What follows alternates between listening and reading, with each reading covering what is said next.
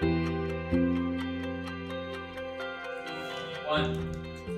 morning. My name is Michelle Brungraber. I'm chair of the HR committee, and we're starting at 8:45 today. And joining me is Anthony Alto, the vice chair. So I'll call the meeting to order and take roll. Anthony, Present. Art Tolentino, Present. Roger Morton. Present. We also have joining us Colleen Hanabusa, our board chair, Kika Bukowski, our vice chair, Edwin Young, and Robert Yu. Is that it? Yep. I will call for public testimony on any of the agenda items. Do we have any public testimony? We don't have any public testimony. So we'll move on to item number 3. Lori, review of the 2024 Heart org chart. And I think this is probably like the one, right? Yes, Michelle, Okay. thank you. Actually, I think Sandy is going to do this agenda item and the next agenda item. Great. Yep. Hi, Sandy. How are you? Happy New Year.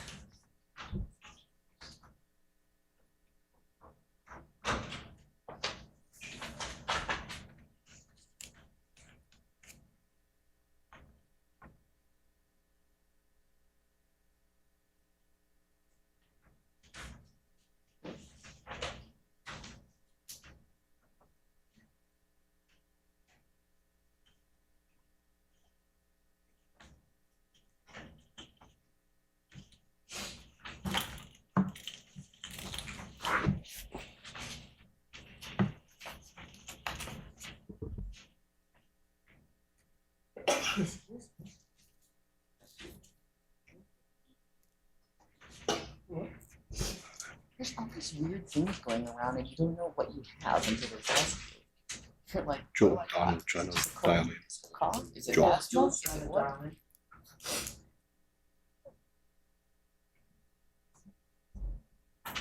we ready? Oh, we're ready. No, this side, Michelle. Oh, okay, go ahead.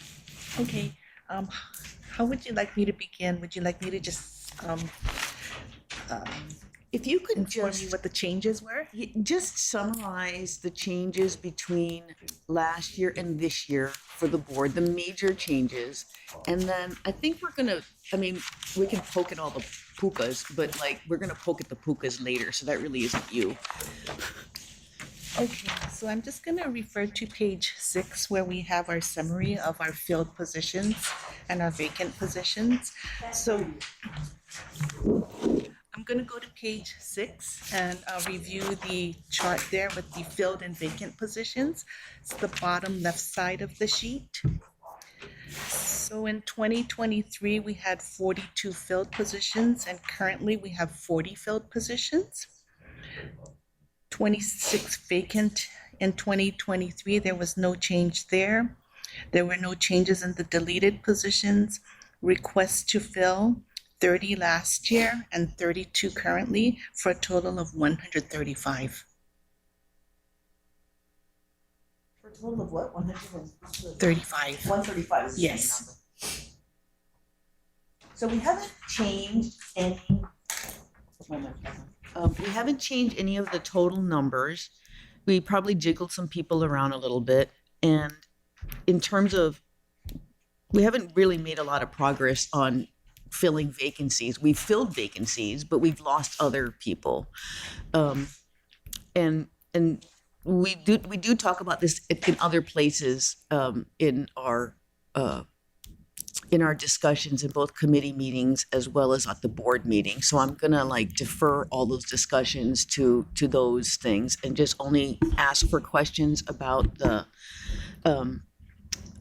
organization. And if Lori, if you could give some comments on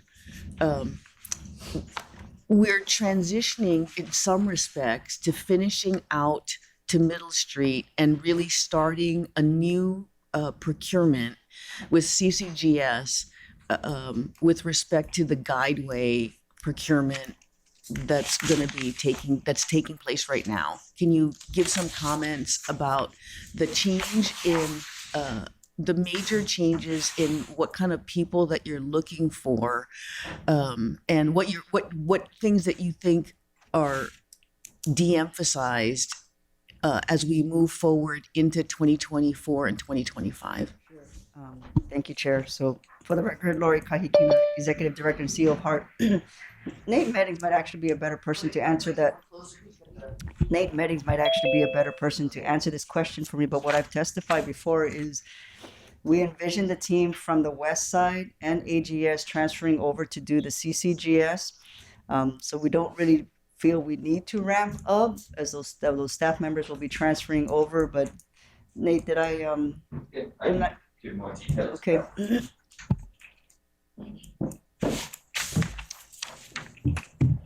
So, hey, good morning. Aloha, Nate Meddings, Heart Project Director.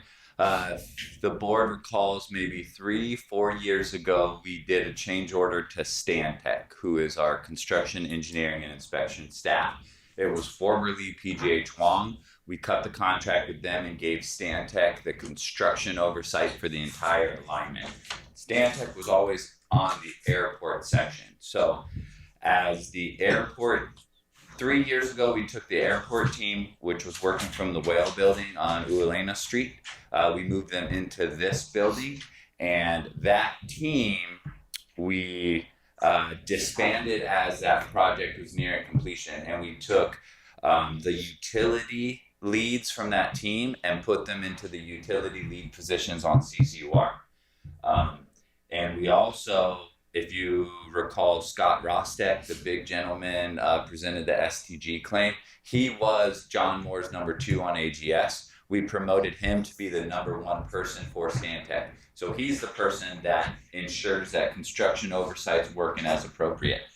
That team, being at CCUR, being on the CCUR project, CCUR downtown is going to finish in September, pretty much when we're going to award CCGS. So that team that we took from AGS, put on CCUR, half of that team is going to be available this summer, right when we award it. They're going to be the ones doing the design oversight for the first year of the CCGS contract.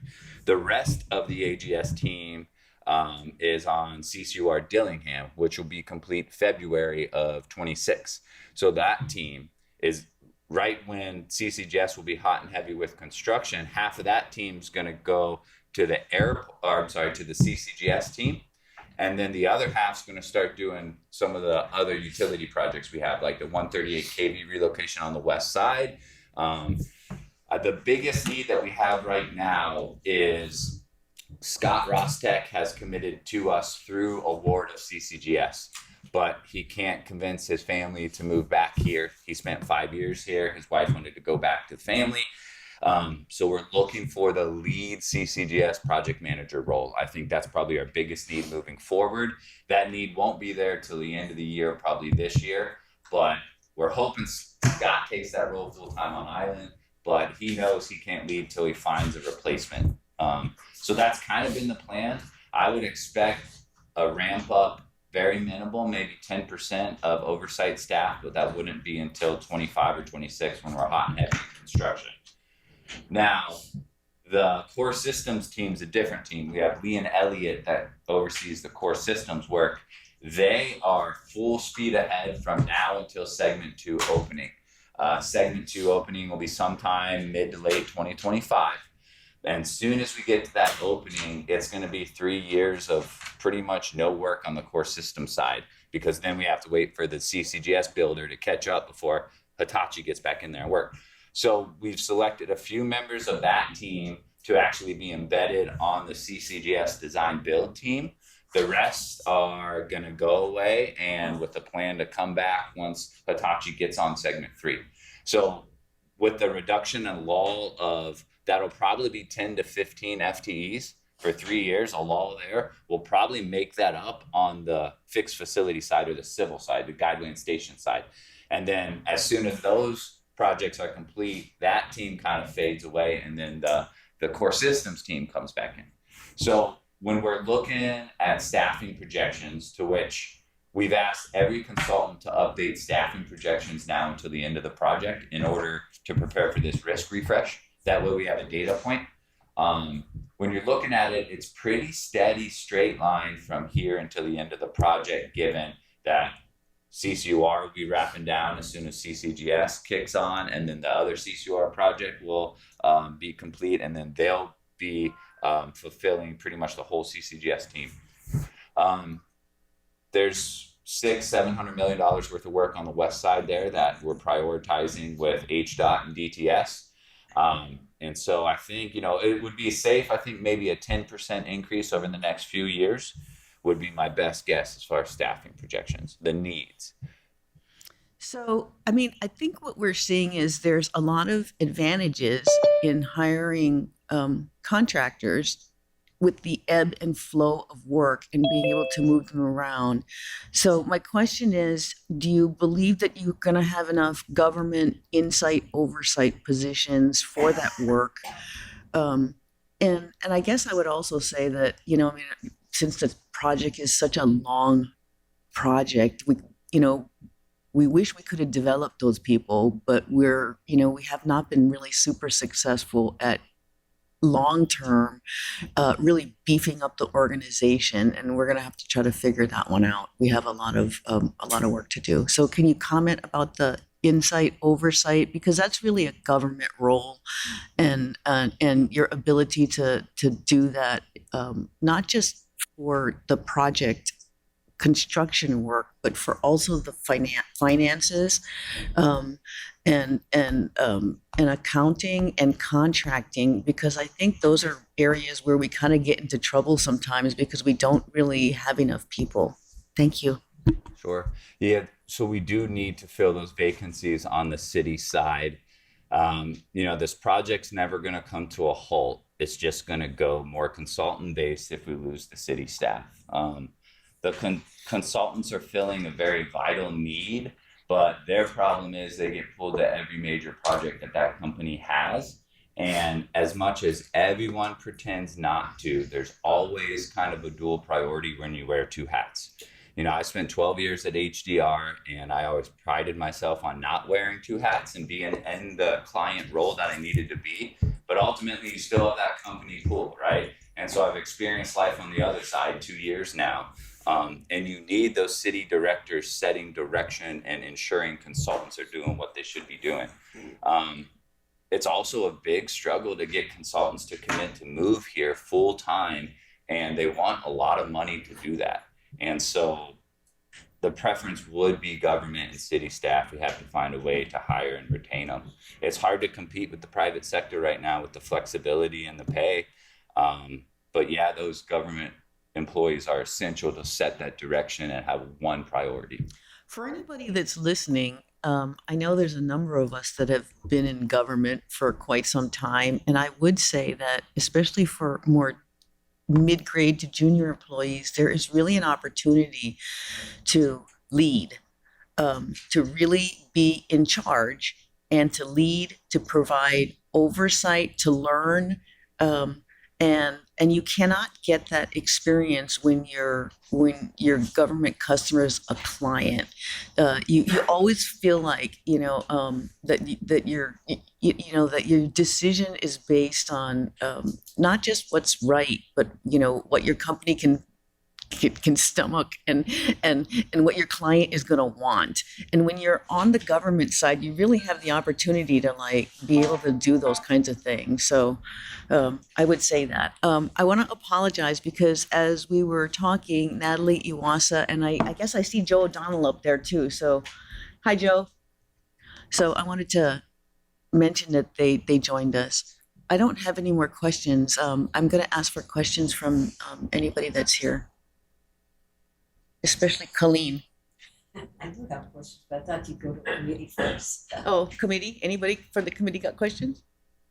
Roger. It would be helpful, I think, under the first page on the legend chart, if, on the first page on the legend chart, if maybe total positions by category could be shown there. How many HDR, how many Stantec. The boxes are there, and I go back and I count them on the detailed charts. And just a small note, maybe it'd be helpful for the board if the totals were shown directly on the legend, so we didn't have to do our own adding. Roger, in regard to your question, so we have some people who are part-time. Are you just more interested in the full-time? So like for the first page is it's obvious, but Yep. for example, if you turn to page 2, the purple and the pink boxes, we have staff in there. Some of them are part-time. Are you more just want the full-time guys or FTEs maybe? FTEs Okay, probably we would. I could mean, do that. I would think leave it up to you Okay. for how to define it. But FTEs are probably. I hear what you're saying. Okay, we can do that. Thank you. If I could add a point too, because I don't want anyone to think that the consultants are not trying to shepherd the government's best interest.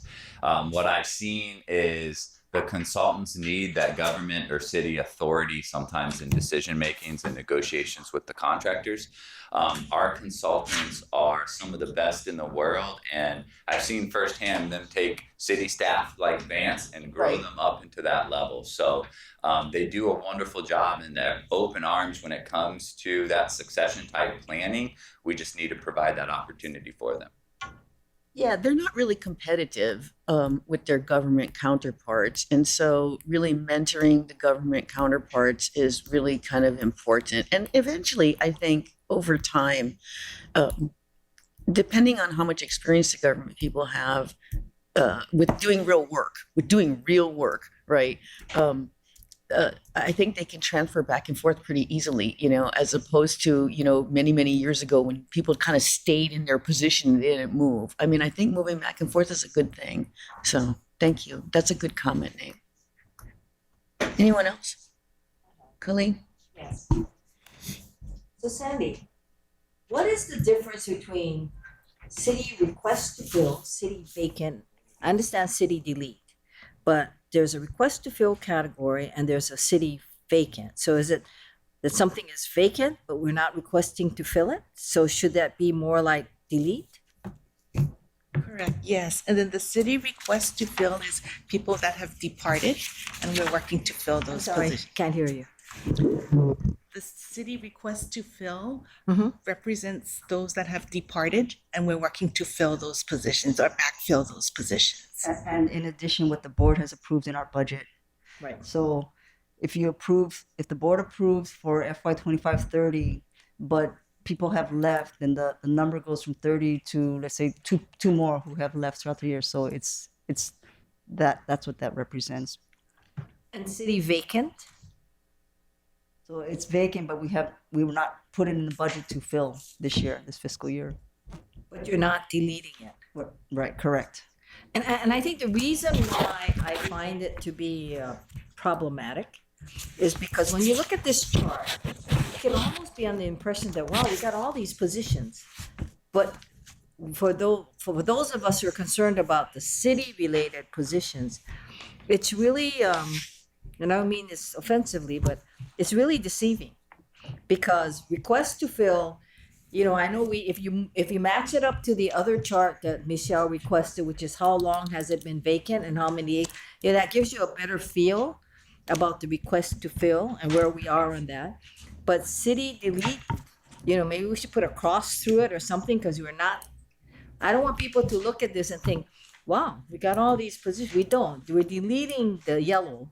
And it'd be interesting to see whether when we delete the yellow, it gets filled by somebody else. And then city vacant is, what are we gonna do? What makes that different from delete? So for the yellow, by all means, we're ready to delete it right now. We just need your folks' approval to do No, that. I understand that. I'm talking so- about city vacant. Yeah, so the city vacant, and you're right, if you match up the request to fill with the budget or the request to fill and the vacant, we took the priorities that the manager has given us as that's what they want to fill and that's what we gave to you folks to approve in the budget. So we can take a look and the vacant, we can delete them if that's what you folks No, want. I just want to know which positions are necessary, so that if you guys don't feel that they're necessary, then by all means figure out a way to tell us what. I know you spend a lot of time because I was the one who was critical about the colors. But when you look at this, if you're looking at it at a glance and not really concentrating on what we're talking about, you would think we have all these city positions. But in actuality, we have beige. That's the one that you guys are in, the beige. The brown, the dark brown are those that you want to fill. But that one should be matched against the chart that Michelle gets, which is this is the position. We've been trying to fill it. It's been vacant for 200 something days or whatever it may be. So that's sort of different. The ones that to me are confusing are city vacant. The yellow, you can put an X through it because if we've agreed to delete it, we've agreed to delete it. But if you want for people to get a sense of it, that's one thing. The other thing is everything after corporation council and city and county, and I don't know about safety and security. Nate could probably tell me that. The city and county information technology, everything there, we may refer to them as HDR, but we're talking about those are contractors. They're not city people, and those are positions filled by contractors. It seems different because it's all different colors, but they really are contractors. They're not city employees. So like, for example, under construction, they're all green. In other words, they're all static under construction, the chart. Construction. There's nobody in there. And then there's I assume when you say that there's a white font, that somebody in that position is doing two jobs, or we should be in another category. But I assume because they're in green that they are static employees, right? Correct. So they're yes. not city or they're not whatever. So they're static employees that may be doing more than one function. So I guess that's my concern as we look at this is, okay, where is like for example, everything under TPAR or TPAR is yellow. Almost the whole thing is yellow. There's some blue guys there, but most of them are yellow. And that means that you're eliminating them or they're contracts. Right? On that TPAR. Correct. Of course, the one that I'm concerned about, because it's been vacant for so long, now it's like we have more requests to fill. And if they're filled, they don't seem to be on that top line, is finance and administrative services. We're almost puka over there. We have accountants, not to minimize the significance of accountants, but we have accountants. We have a lot of pink in there, and we have a lot of yellow. But the main ones are brown. And that's probably got to be matched up to that other chart to tell us how long they've been. So for anybody who's watching this, I guess when they look at this chart, what I'm asking them to look at is the fact that it isn't what it may appear to be. Because at the first glance, if you're not looking at it, you're thinking, oh, we're doing pretty good. We have all these positions, but they're not city, and a lot more vacant. A lot of them are all contracted. We may not, we may have, well, I know I was guilty of it. I used to refer to HDR as the whole ball of wax of Stantec and Ian Elliott, everybody. In other words, they're not city, they're contractors. But when you look at it, there's a lot of people that have that color, especially construction. They're almost all green. They are green. So I guess I understand the chart and I understand what it is, but it seems to me that we've got to be a better way of telling people at a glance how many are city and how many are not city. And the majority, of course, I believe the city authorizes 135. I understand that. We're not going to get there. We're only 40 now.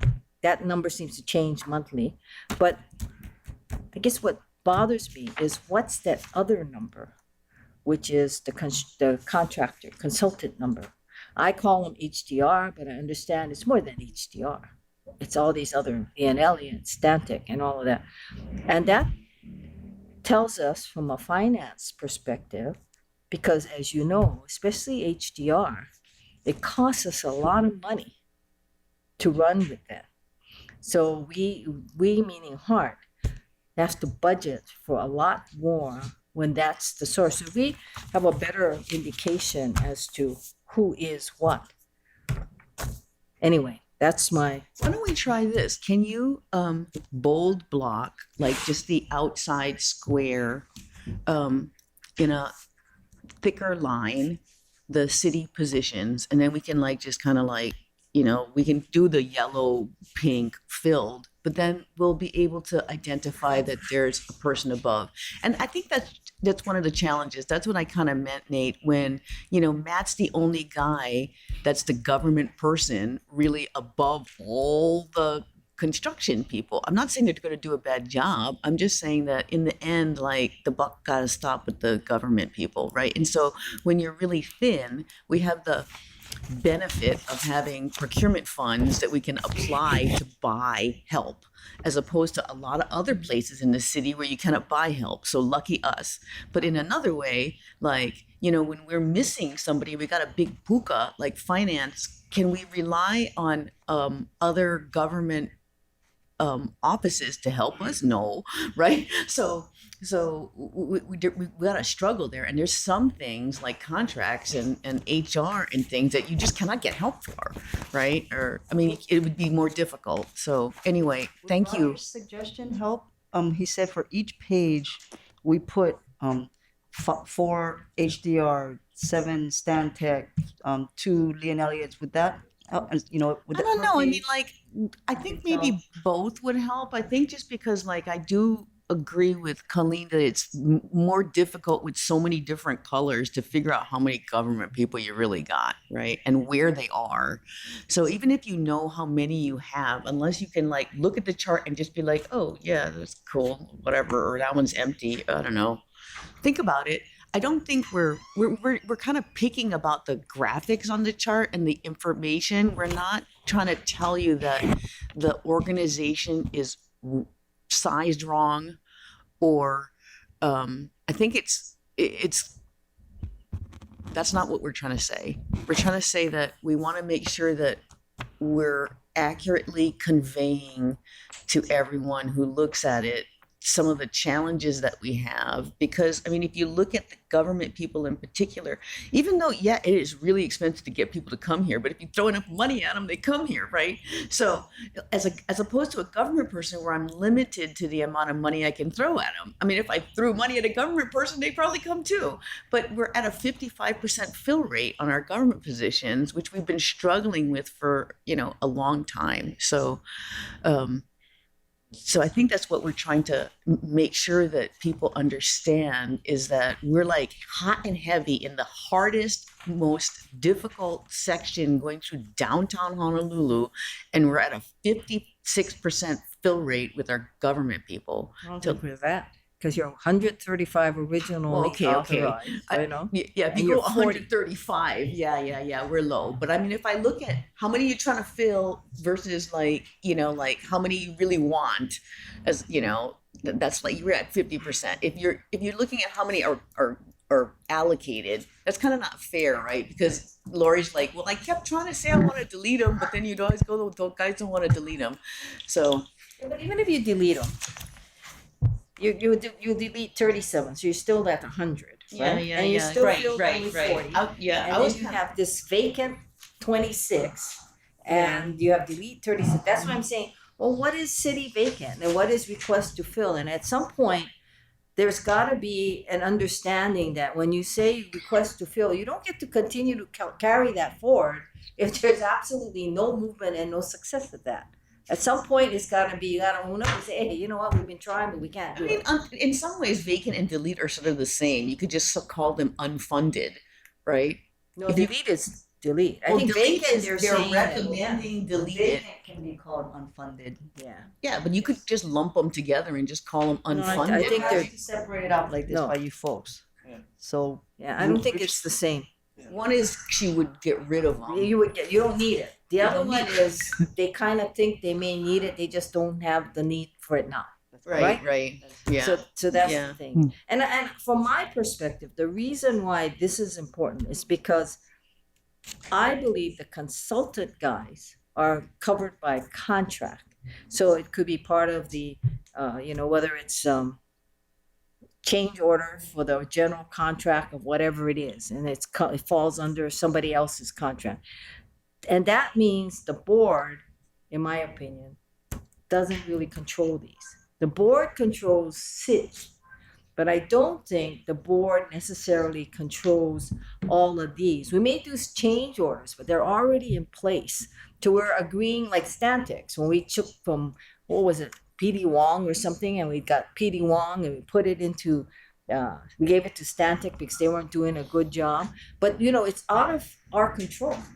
So, in other words, you can come in with small change orders of under $1 million, won't even come to POC.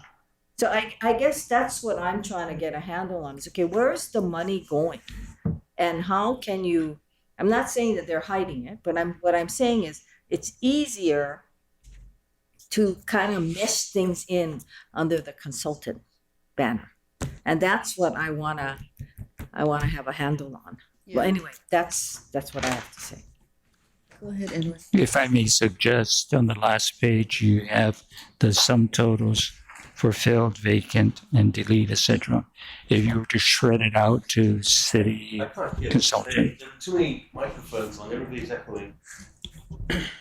so if you were to shred it out and put asterisk or some other annotation to answer the questions that are being raised. The last page. put an asterisk where? If you shred it out between city filled and consultants. There's an echo. Is there a reason why we have this echo? That's what we're having a hard time. It's always like that back there, but it's always like that back there. I haven't heard it in this area before. So what's going on? Can somebody tell us?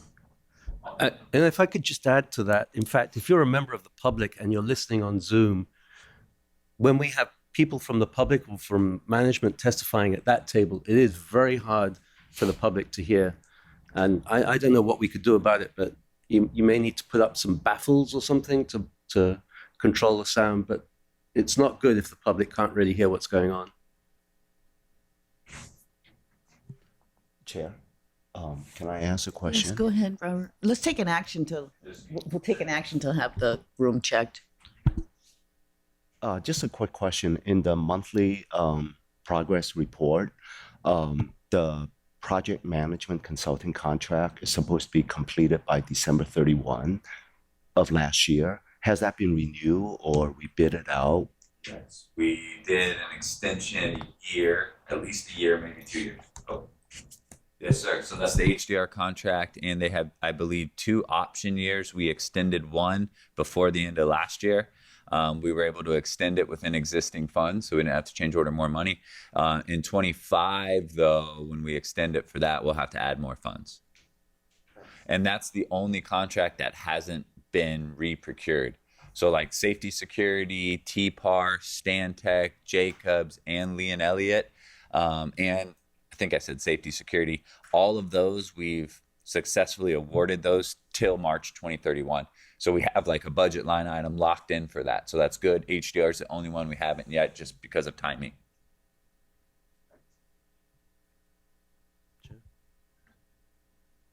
Just to clarify, when you were talking about what we would require to get to the end of the project, the Civic Center, it sounded to me like you were saying that we would only need 4, 5, 6 additional hires on the planning, design, construction, and control side. Basically, you lump all of that together, or another half dozen. I'm thinking a 10% staff increase would probably be the max per year. So that's 4.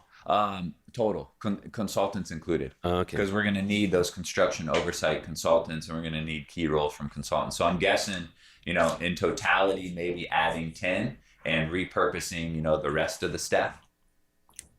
Okay, but 10 will do you.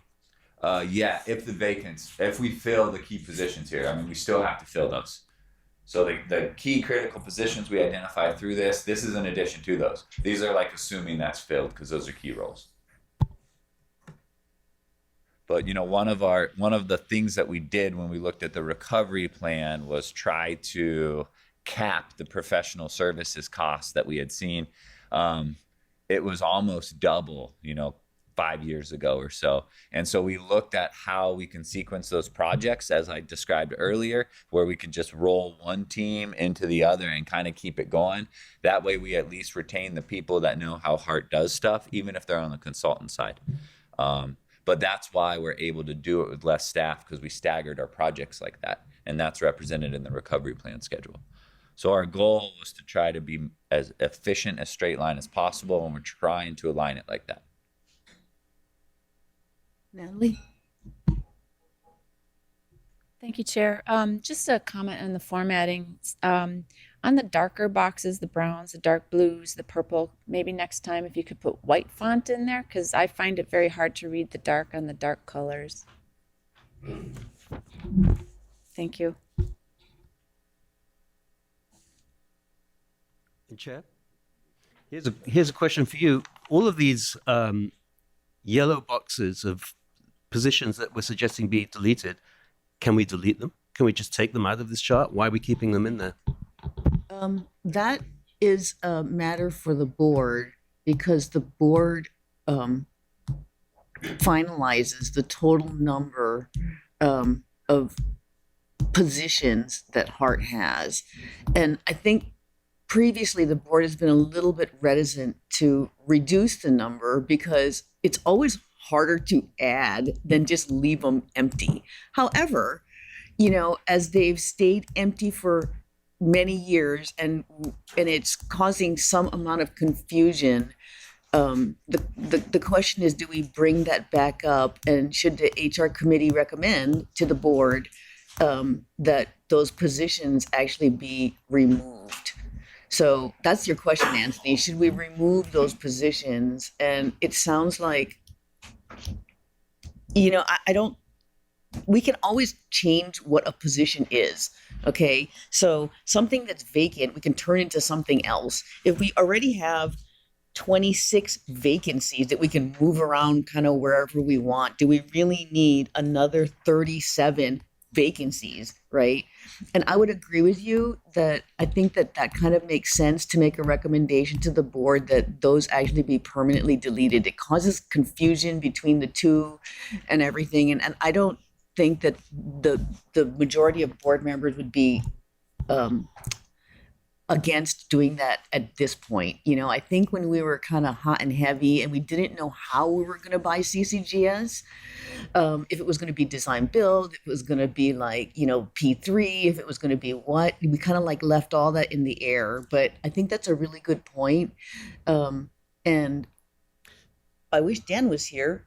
I don't know if we can do that during this meeting, but let's put that on the next month's agenda to vote on that and make a recommendation to the board, because I think that's a really good recommendation. I think Lori would resonate with that. I would, Chair. Thank you. Actually, it was board chair who recommended we do this months ago, and she actually made the point that we are different from the city in that, to your comment, that we are so hesitant to delete positions.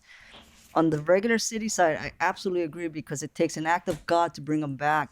It's not so here at heart. It's really your guys, the board's authority. So if we delete 50, today, next day you folks can approve to put 10 back. So Right, we I can put 10 agree. back and we could put the money for Absolutely. 10 back too. Absolutely. So, I agree. So, and my concern obviously is that it implies bloat. And if there's one thing you could say about Heart today is that we're not bloated.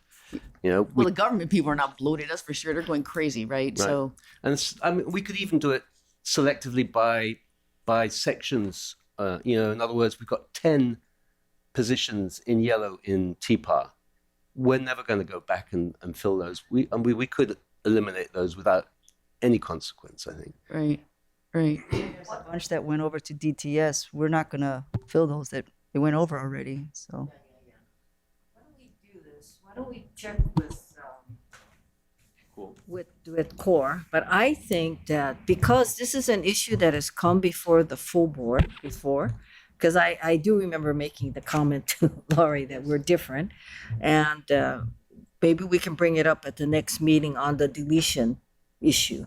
I don't see any reason why it has to come as a recommendation from this board, because it is something that's within the purview of the board It itself. is. Yeah, so why don't we, and it is actually under the charter as well, so why don't we, I'll just run it by Dan. The only problem is in the next meeting, I don't know, have you guys posted the agenda yet? Yeah, so we're We gonna can have put it to on. see if we can, as long as we amend it by today, or if it's posted, we amend it by today to add it on, we can probably take it up at the Yeah, next. that would be preferable if we could just do it at next week's board meeting, because I think we're pretty much all like, well, they've been vacant, and like, we're not gonna ever fill them. We can always just put them back. So, and like you said, we don't want to imply that we need 135 people to finish the project. So, Roger. Just I'm inquiring about how process works here. I know most of the positions in the city are contract positions. They're not civil service. What controls does DHR have, if any, over filling positions? You have to fill in a BF 129 to fill a position. Do they have to be approved, or what is the process? And maybe Sandy could answer that better than anybody else. put your mic on and bring it closer to you. Yeah.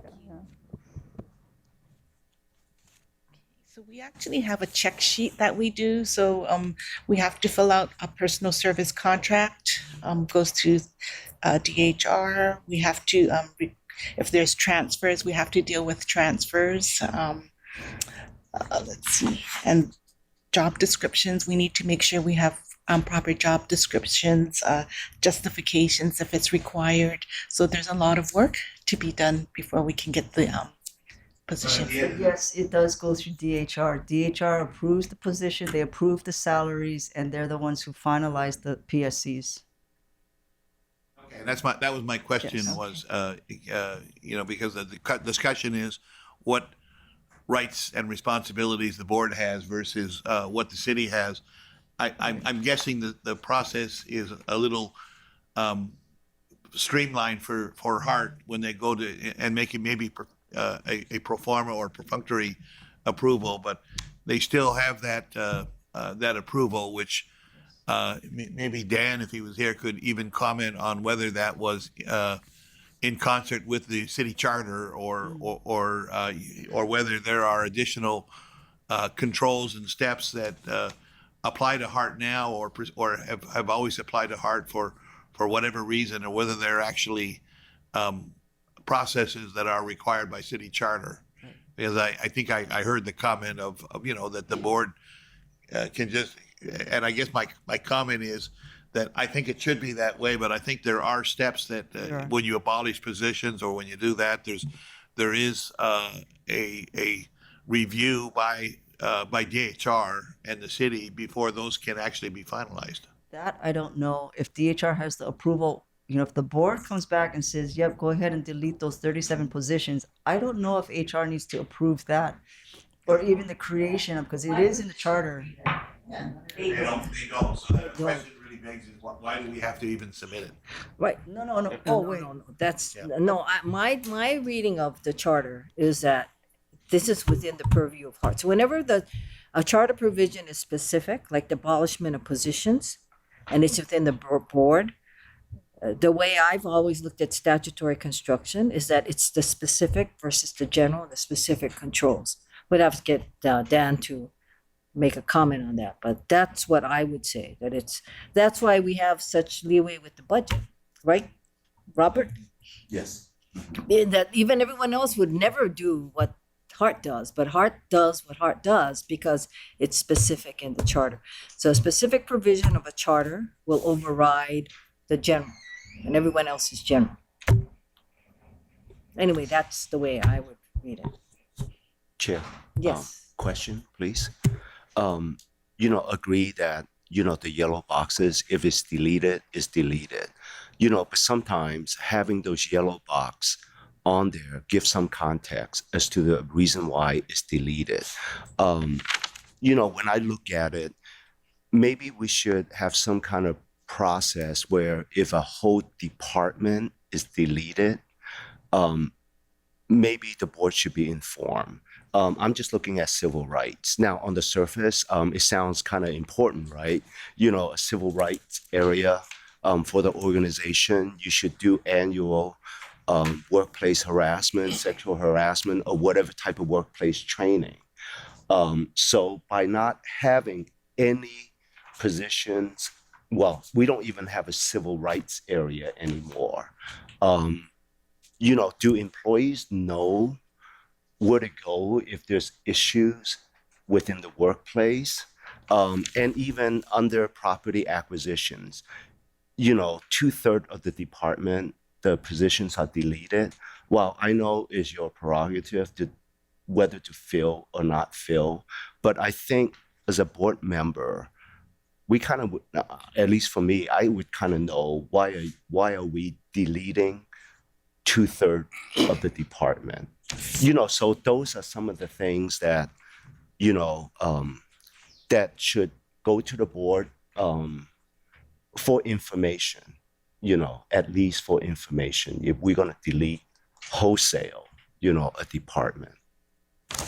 Thanks. That's a good thing that I can walk through. Like, that's a good example because like TPAR, Krista's group has stepped up phenomenally, got us back on track, reconciled the sins of the past. And the next 2 years are going to be very hot and heavy through acquisitions as we acquire property for CCGS.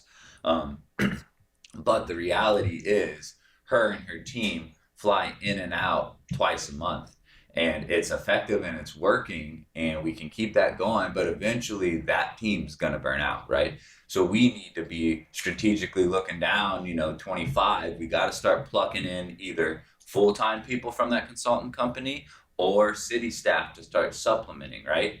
But our constraint there is that consultant staff of LTL Shock can't manage city employees. So then it creates another dual reporting line. So, how we represent on the org chart is maybe something we could discuss too. Well, the other thing with TPAR is they go away. They're going to get the acquisition for construction, and we don't need that services anymore. So if the city employee, we fill it with a city employee, they don't have longevity. We're only going to need them for the next 2 or 3 years. Yeah, I hear what you guys are saying about the property acquisition staff, but just from comments that I read in the paper after the full funding agreement is signed, I know DTS made comments about, hey, we should, start planning to go Ala Moana, UH, and beyond. And even HART staff was commenting on that, right? So I guess what I'm saying is, at some point, we're going to have to decide exactly what our plan's going to be. And to me, that will determine whether you should keep a certain area open or not, right? And I don't know, the decision for all these things probably should come sooner rather than 2031, right? You had two sister agencies, both had about 50% vacancy. Combine those, seems like that's the path forward. I was wondering if, looking at the chart and seeing all the different colors, and some colors may designate two different meetings moving forward. As I heard earlier in the meeting, I was wondering if you would consider using footnotes to further clarify, the boxes of the flow chart, so that when you look at it, in your mind, you're thinking it could be this and it could be that. But I think it could be clarified with footnotes on the bottom of the flow chart. I just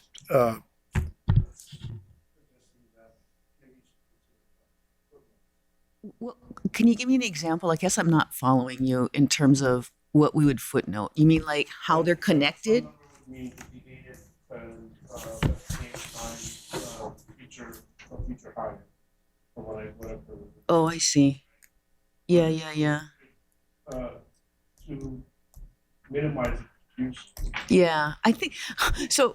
So I just talked to Dan, and the suggestion was that we add to next week's board agenda. Sorry, that we add to next week's board. I don't know how to silence. I silence my phone, but I don't know how to silence my watch. That we add to next week's board agenda the presentation of the 2024 org chart, which will be updated slightly, and a request to permanently delete positions. At which point we can go through the justification of deleting them, and then if they're off the chart, then it won't confuse us anymore. But I think we do have to have that discussion about, just briefly, of like, okay, want to get rid of this? Why are we getting rid of that? Like, like not every single position, but when you have like half of a department or something, I think there really should be a little bit of a discussion. And so I think that's not a problem adding I'll that. email you the language for the agenda item. Thank you. And that way we'll be able to bring the chart forward to the board for full consideration. And then hopefully we're not going to need all these footnotes, because we're not going to be confused between vacancies I guess it would be vacant unfunded. Maybe we just add that comment, right? Because it's like, yeah, it's vacant, but we can't put it out because we don't have money for it. Like if Lori needs the position, then she'll come back and go, oh, I need like $50K for this position or whatever, right? And then the yellow ones, after next week's meeting, hopefully a number of them will actually just go away from the chart. And I don't know whether you have a ghost box or something, I don't know, or you just have a history. We've kept histories of what the organization looks like. So we'll be able to show that, that the departments have changed. And you would expect that to change, and you would expect a leader to change their organization based on what the work needs are.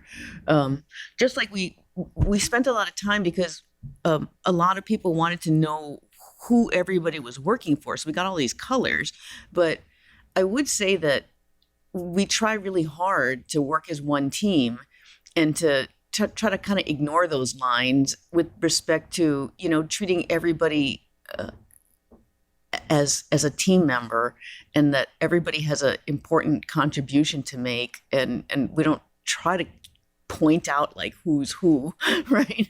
All the time. So I think that's going to help as we go forward. So we're going to change on the org chart. Instead of city request to fill, it's going to be city vacant funded. And then instead of vacant, we'll put vacant unfunded. So I think that'll help make it clearer. Point of clarification. Do you need approval from the board to delete all of the positions that are marked in yellow? Yes. Okay, do you need it today? No. That has been on here for months. No, it's been forever. It's been years. Okay, let's go on to the next agenda item. Lori.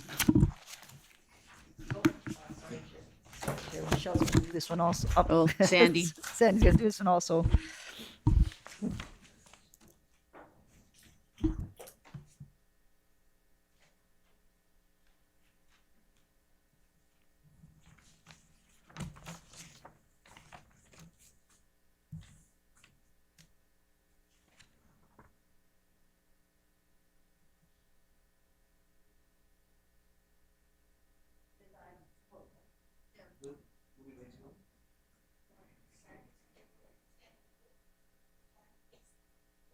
Okay, let's go.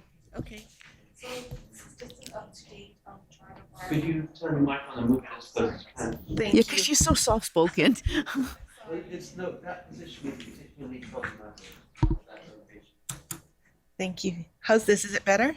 Perfect. Thank you. So this is just an update of our open positions here, and it's ranked from the positions that we're trying to fill first, all the way to the least here. I wanted to share what I.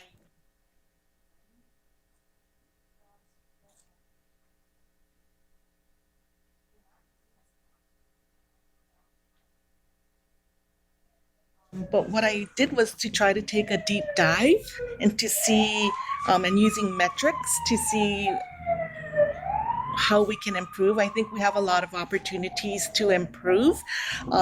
So I'm going to just share with you what I did. I started from December 19 when we started participating with Indeed on an unsolicited basis, since we're not paying for the subscription right now, all the way to now. And I'm going to use the HART board executive officer as my example. So to date, I want to share there were 1,839 people who actually saw the ad. And out of that number of people, 174 clicked to view on the ad. And then out of that, 22 people started to apply and 20 finished up completing the application. So you can see the big gap in the number of people that actually saw and actually responded to the ad. And that's pretty much the same going through all of our open positions, a huge number just looking at it. So now what I'm trying to do is to take a deep dive and to figure out what we can do to improve the process. Does LinkedIn give you those same kind of things? I have not used LinkedIn, so I will check into that. But Indeed does. I mean, a 17% hit rate of somebody opening the ad just by scrolling past it, that's actually pretty good, right? I mean, like, I think that's actually pretty good in my mind. I would guess that some of our positions aren't even getting that, right? Yeah, so this position actually had a 90%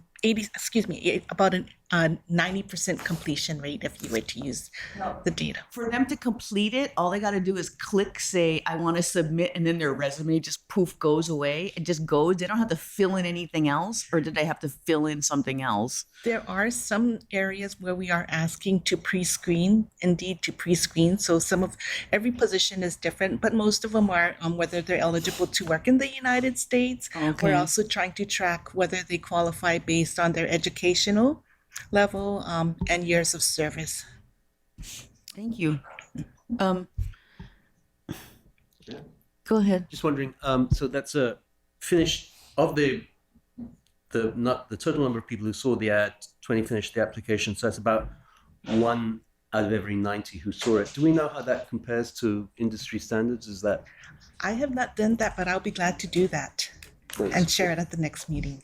Okay. Go ahead, Natalie. Thank you. So you mentioned that you're currently not paying for the subscription, which I understand is extremely expensive, at least from my perspective. I was just wondering, since you're not using that, do you still get the same benefits? Yes, pretty much the same benefits. Okay, and I'm hoping it's a lot cheaper that way. Yeah, it's just that our jobs are not being refreshed because, as you can see, if we're not paying for it, as other companies advertise it, it just floats down to the bottom. So we're not getting the traction. With the subscription, is it different? Does it still float to the top then? Correct, yes. I see. I guess Kind of like a sponsored ad where it just keeps floating to the top and I just keep seeing buy clogs or whatever, right? Okay, so the update on open positions, I'm not quite sure that in the beginning it was kind of helpful, but now I'm not quite sure it's helpful because I'm not sure what happens as these positions become like, oh my God, they're permanently open. Now, and what I did note was, is it Corey? Corey, is that you back there? No. What's your name? Van. No, not Van. Corey. Corey. Yeah, Yes, Corey. I'm Park sorry. Controls. Corey's position, when it became vacant for a large number of days. There was a decision that got made. And the question is, as we go through this prioritized list of positions, like sometimes you just cannot have somebody else do the job. Okay. I cannot have a director of finance that's not a government person, but I might be able to I could probably buy a secretary. Okay. Now the question is, are you gonna, right? And how critical does this become? And I think what I'm struggling with is, I hate to say we're not at the peak of where we're going to be later this year or next year. Okay, when we have CCGS going full on, we do have a lot of work going on, and everybody's doing a good job. But everybody's working kind of crazy, and at what point do we need to depressurize some of these positions? Okay. While at the same time, you can keep leaving them open because I don't see any reason why you wouldn't be able to leave them open and then tell a contractor, thank you, but your term is over or whatever, and then have some transition. So my suggestion is actually that we don't do the critical positions, that we do all the positions and we just prioritize them. We show the prioritized list because it's just filling out the rest of the page, right? Just show all 32 instead of the 20 that you have here, and show the priority, and then maybe talk about any actions that have taken place or changes to the list. So as we move a new position in, just make a note and just be able to articulate that. Or if you're making some kind of, if you're putting a procurement out for a consultant, because it's a really critical position, say that. But I do think that we're going to have to take additional action somehow to either incentivize people to be significantly incentivize people to become government people, or we're going to have to take some kind of other action to fill these vacancies, because I don't feel comfortable going into CCGS with needing this many people, needing 32 more people, and not getting good traction over the last year, because people come in, people come out, but what it's not saying is that we're losing people with a lot of experience. We're losing people with a lot of experience that impacts everybody else's work as well. And Sunny, this is not on you, but this is just a suggestion that I think that, some are less critical, but they're all important positions, really. So if it's okay with everybody, I'd like them to report on all the positions, prioritize them, and then articulate any changes to the list, significant changes to the list, as well as if there's going to be a different kind of recruiting, especially in terms of requesting a consultant. Colleen. Sandy, I noticed that you have Director of Planning and Environment and the City Recruitments Planning on hold, ranking 1. Date position open was 10/30/23 last year. Days open 0. Then Director of Planning and Environment Planning, offer accepted 2/1/24, but that's under consultant recruitments. So we're talking about the same position? So it's now being filled by a consultant? Yes. Okay. So those are the things that we want to articulate. yeah, so why are you listing it in both places? I mean, you should just either say that somehow it's being filled below, or something, because it makes me wonder whether we're talking about two different positions or the same position, because you're reporting it both ways. We can do that, Chair. The reason we did that is we wanted to show that simultaneously our preference is always city. And we've been trying to recruit that position, but then we can't wait too much longer, because after Ryan left, it's been a while. And so Vance has actually been filling that position, doing dual jobs. And so kind of same thing with Corey. We try first at the city and we do it simultaneously. We can't wait any longer. So we found a good candidate. And even that was challenging to find someone from the consultant side, because it's so specialized. And so we finally found a person, but See- we can make it clearer. No, and I understand that. I just want it to be clear as to what we're doing. But the other thing to me, from my vantage point, is that the director of finance or chief financial officer is a very critical position for this board and this operations. That's been vacant 125 days. And then I just noticed that deputy director of finance is 1/8/24. So we lost someone. Is that Brent? Yeah, that's Yeah. So we lost Brent a couple of days ago, I guess. And so we have both the director of finance and the deputy director of finance, Pukad. And to me, those are critical positions for the operations of HARP. So when with both of those positions, Pukad, who's doing director of finance? I mean, who's doing our finance? So Rick is has been overseeing that for now. We do have a plan for Brent. You folks will see Richard. We're going to see if it's a fit for him to be in that position. You'll see him later on today. But you're right. We do need to fill it, and we've been So trying. what do you mean you're going to see Brent? I mean, what did you say? Richard, who's actually the one with putting together the cash flow reports, will be presenting that at the direct committee finance later So on today. you're going to offer Richard or talk to Richard about what Brent's position or the director of finance? Brent's position. So we're still Pukad on the director of finance. We're actively advertising, and the applications that have been coming in, they just don't meet minimum qualifications. So before, when Dean Hazama left, he was great because he had both the admin and the finance experience. Find it, but we since have separated it out because to find someone with that experience is very difficult. So try to streamline just finance now. In the last year, Rick and Sandy have updated the advertisement and the description of the sites. I don't feel we've got any applicants. We have 11. Yeah, sorry, we had 11 applicants so far, but all of them are out of state. I'm not saying that they're not qualified. For the director position. Okay.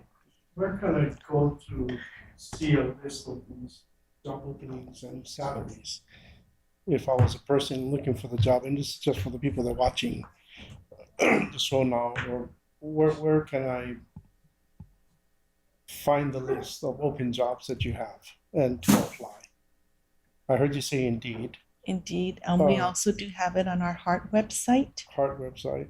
And Try then City and county website City and replicates it county. after a while. Have you ever tried the newspaper?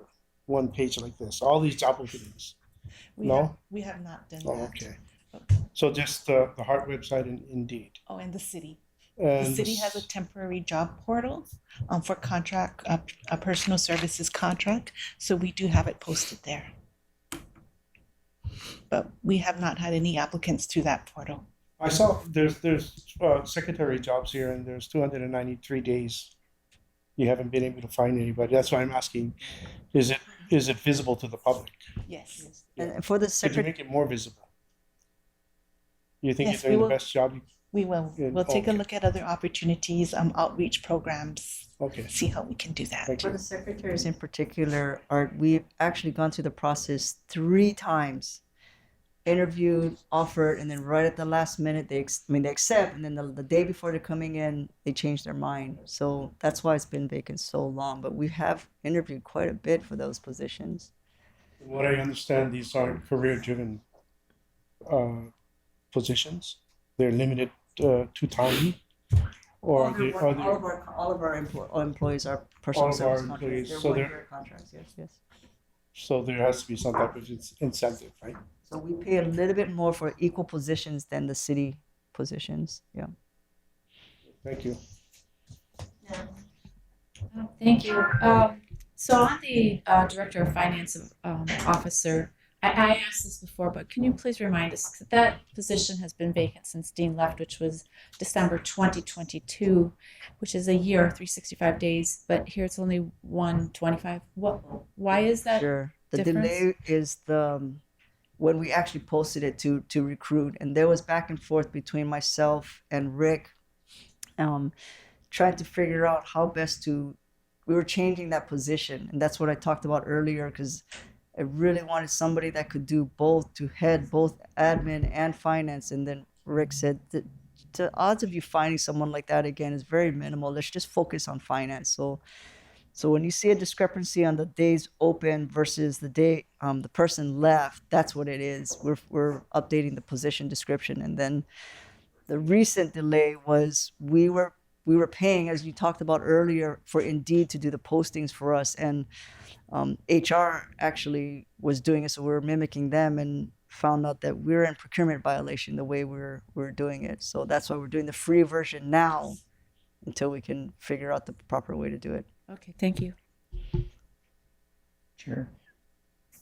No. Yeah. Hopefully, as these people leave, you are doing exit interviews to ask them why they're leaving and then making adjustments in your personnel policies. In our past recruitments, we've learned that you got to have the right fishing rod and the right gear when you go fishing. Otherwise, you can't expect to catch any fish. Likewise for hunting. And when you're recruiting, it requires both passive and active recruitment. If we passively sit and depend on our website, the number applying are very small. But if we actively recruit at the university or elsewhere, we get far more applicants than we expected. Hopefully you're doing that as well. But when announcements sit on the website for a year as the secretary's position for March, it's time to take a look at the announcement and to recast it so that you have the proper announcement that will result in applicants wanting the job. Hopefully you're taking a look at the secretary's job and other jobs where it's been outstanding for a long time and determining what is needed in order to change the recruitment. You're absolutely right, Edwin. And going to the being more active and aggressive. So Sandy, myself, and we have a new HR specialist starting next week. The three of us are going to 3 career fairs coming up. One is at the College of Engineering and one is Scheidler Business. So we're going to be doing that. I'm personally going. And then we have a third one.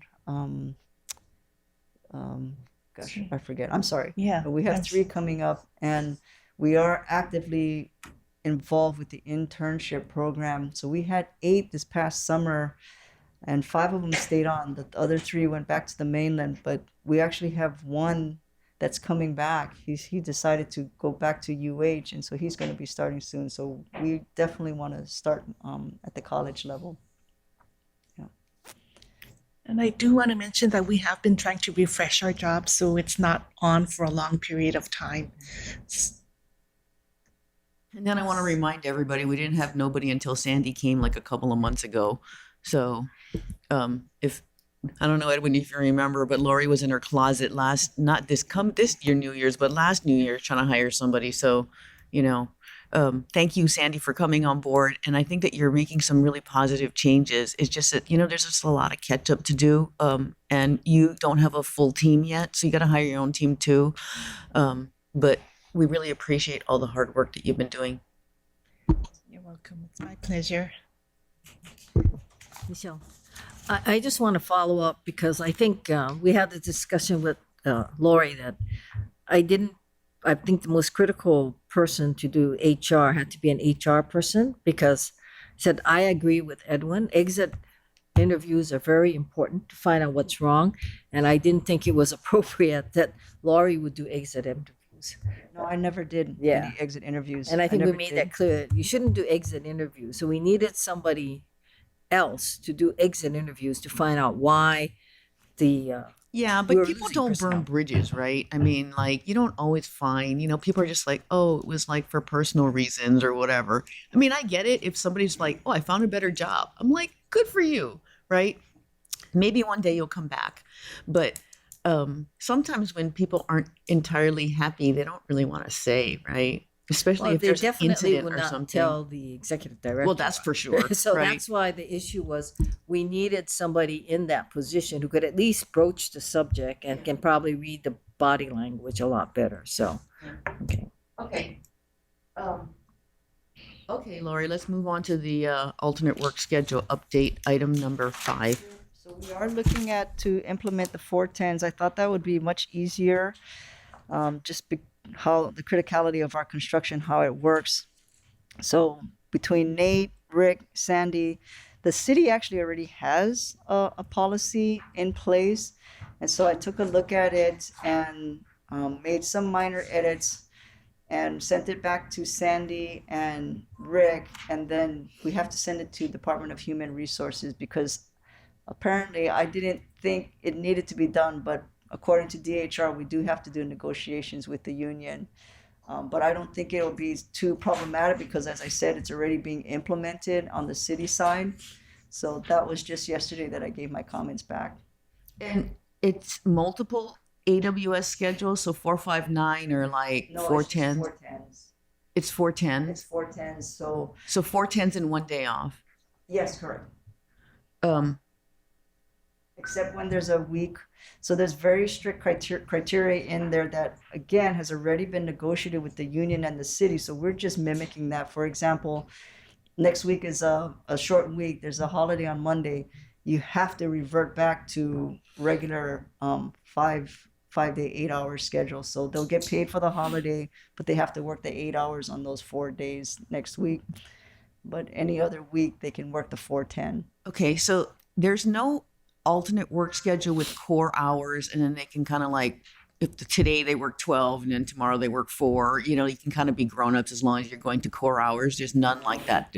It's basically like, this is the city alternate work schedule. You can tweak it a little bit, but if you do tweak it, if you don't tweak it, you don't have to negotiate with the unions. If you tweak it, you got to negotiate with the unions. No matter what, I have to negotiate with the unions, but the less deviations, the faster it will be. Well, you would think that the unions would like alternate work schedules as long as they kind of make sense. So that's the process that you're in now. You looked at it. You don't see a major, you guys don't see any major problems with having people do that. But the question is are the people going to be making themselves available on their day Yes. off so that they can take a phone call? Exactly. And will they get paid if they, you know, it's sort of like if you spend the whole day on like a phone con or Zoom, like, and it's your day off, do you get paid? Do you get comp time? What do you get? So yes and no. So the language that's in the agreement right now, you need to be available in case, and we worded it same thing as the city, emergency. So if there's somebody critical like Matt, you know, design and construction, something happens out on Dillingham, I need to know that you're going to answer right. the phone. Right. But it shouldn't be an all day. If it is an all day, then yeah, we will probably have to So compensate does for that. the alternate work schedule include like, I don't know, credit hours or comp time or something? It does include that for employees that, like, you know, if it's more than an hour, then they get to, like, you know, kind of like, you know, I mean, like, part of me is just like, yeah, you get paid a salary, you gotta like answer the phone. Okay. There's a difference between that and like, yeah, like there's a big flood in Dillingham and you gotta like go down there and look at something and everything. I mean, you gotta like compensate people for their work, especially if you're calling them on a day off or a normal, I mean, like a day of leave or a normal day off. And I think that I'm concerned that those are covered because I know that happens, especially in construction. Stuff happens. Somebody breaks in the middle of the night or whatever it is. And like, you know, somebody spends like 4 hours down at like a station, like, you know, figuring out what happened. So, okay. Provisions in there. So just make sure that the guys take a look at it and that, you know, I mean, like they're happy with it too. And it's something that makes sense because that's how we retain people, right? You give them these schedules and then you're like, oh, you got a day off. Nah, never mind. It's not really a day off because like I'm calling you all the time because like I really need you 5 days a week. And that's fine. But like, hey, give me some hours or something, right? Okay. Anybody have any questions? Anthony? Oh, no. I have Colleen? a question. So just so that we're clear, we don't have anything like telecommuting or working at home. It's 4 days, 10 hours that's the only alternative work schedule. What we're looking at right now. We Yeah. thought that'd be the quickest to implement. Yeah, what Lori and I agreed to was that she was going to address the alternate work schedule first, and then we were going to talk about telecommuting, because there is also a telecommuting policy from the city and county. That one's probably a little bit bigger bite, but you're also back to, well, when we had COVID, lots of people were home and we were doing okay. Like, Except I think Hart wasn't. When I came in, Hart Yeah. was, and I don't think we were doing okay. Yeah. And so I stopped. So it. when you came in, Yes. there was no correct. telecommuting, and you Oh, came there was, right? No, No, I stopped. She it. had- no, No, she there stopped was it. when you came in, And she stopped and it. you stopped it because you didn't. Yeah, right. you didn't feel that that was That's right. working for you. Correct. So, I mean, there was not telecommuting during the COVID crisis, but that sort of ended. When I go to a federal building, it's empty. There's nobody there. When I go to some state agencies, they're empty. There's nobody there. Frankly, it creates problems that everybody's so decentralized all over the place that you can't get access easily to the relevant people. That's just my experience, because I think the feds are trying to reduce the amount of teleworking that they're doing, but they have incredible resistance from their employees. And I personally find it that it is more difficult to get permits and to other things like that, because it's just a massive number of people at the federal government level and at the state government level that still are on 4 days of telecommuting and 1 day of work, or 1 day every 2 weeks, or something like that. I reluctantly allow my group to take 1 day a week. I do it reluctantly. And I've got a lot of pushback because I do that. And they want more days. They want more days. Yeah, I'm kind of like an old school person, and I do management by walking around. And oh, by the way, we can Yeah. squash people into one floor because it is like completely vacant up there, right? There's like giant holes. You know, I mean, like everybody could get a window office. We should just give everybody a window office, okay? Because like just move everybody around, put them in a window office, because there's just like piles of things, and you know, I mean, we're very, very empty. However, I'm slowly changing my tune because the kids want to work like that, and they're capable of working like that, and it depends on the job. So you know, it really depends on the job. I have seen people plan special forces operations all around the world, basically remotely. And so you know, if they can do that and time those kinds of things with, you know, stations and SEAL teams and, you know, support and airborne and everything else remotely, then we can figure it out. Now, it's not for every job. It's not for people that need to be there every day. It's you know, it's a privilege.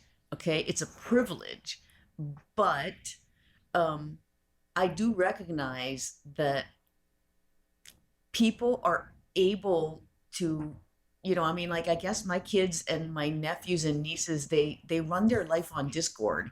So all their friends are online, all their life is online. They can find their friends anytime they want. And so there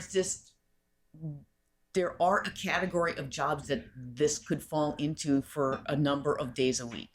Okay, if you see clients, if you have to work with other people, if you're a secretary and you have to talk to somebody, but like if you're a scheduler, maybe you don't, right? And so I would suggest that as we move to looking at that we look hard, because I think it's a privilege, but it is also a benefit that not many city employees reap. And so if there are a few positions that can do that, especially ones that are vacant, then or if we can segment jobs so that you have, like, you know, like a schedule, instead of the secretary doing certain things, that you have like an answer the phone person and a, you know, calendar person. Those people can kind of be wherever, right? So just look carefully at it, but don't be so resistant to it that that we say you can't do it at all, right? That being said, I like seeing everybody at their desk and being able to walk by and like talk to them and like, you know, kind of like see how everything's going. But I can learn how to do that online too. So But I see hear what you're saying, Roger, and I'm personally resistant to that. Go ahead, Kika. Yeah, just a couple comments. I mean, I guess we we need to be careful of what we wish for. I mean, I see a growing trend of more and more candidates expecting certain things, compensation, working from home. I mean,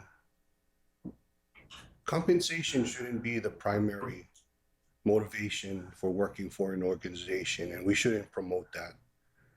Telecommuting has, in my opinion, potential long-term impacts, not just to Hart, but to society in general. If somebody can work from their home and we're looking to cut costs, we can easily have somebody work from home from India, from China, from Japan. So if we're talking about promoting local workforce, if we're talking about holding people accountable, this is taxpayer dollars. I don't personally, and I'm just speaking for myself, and I think I have to speak up because I'm hearing more and more about telecommuting. And granted, it may be applicable in some specific cases, but I just am not a big fan of telecommuting because it's going to eventually shoot ourselves in the foot. We're growing a new generation of workforce that is expecting these types of things, and we're not. You get paid, you come in the office. I mean, that's just the norm, and I don't fault Lori or her administration for expecting, especially. I mean, if it's a private company, great, but this is taxpayer dollars, and we need to hold our workers accountable. And I think if we continue to promote this openly and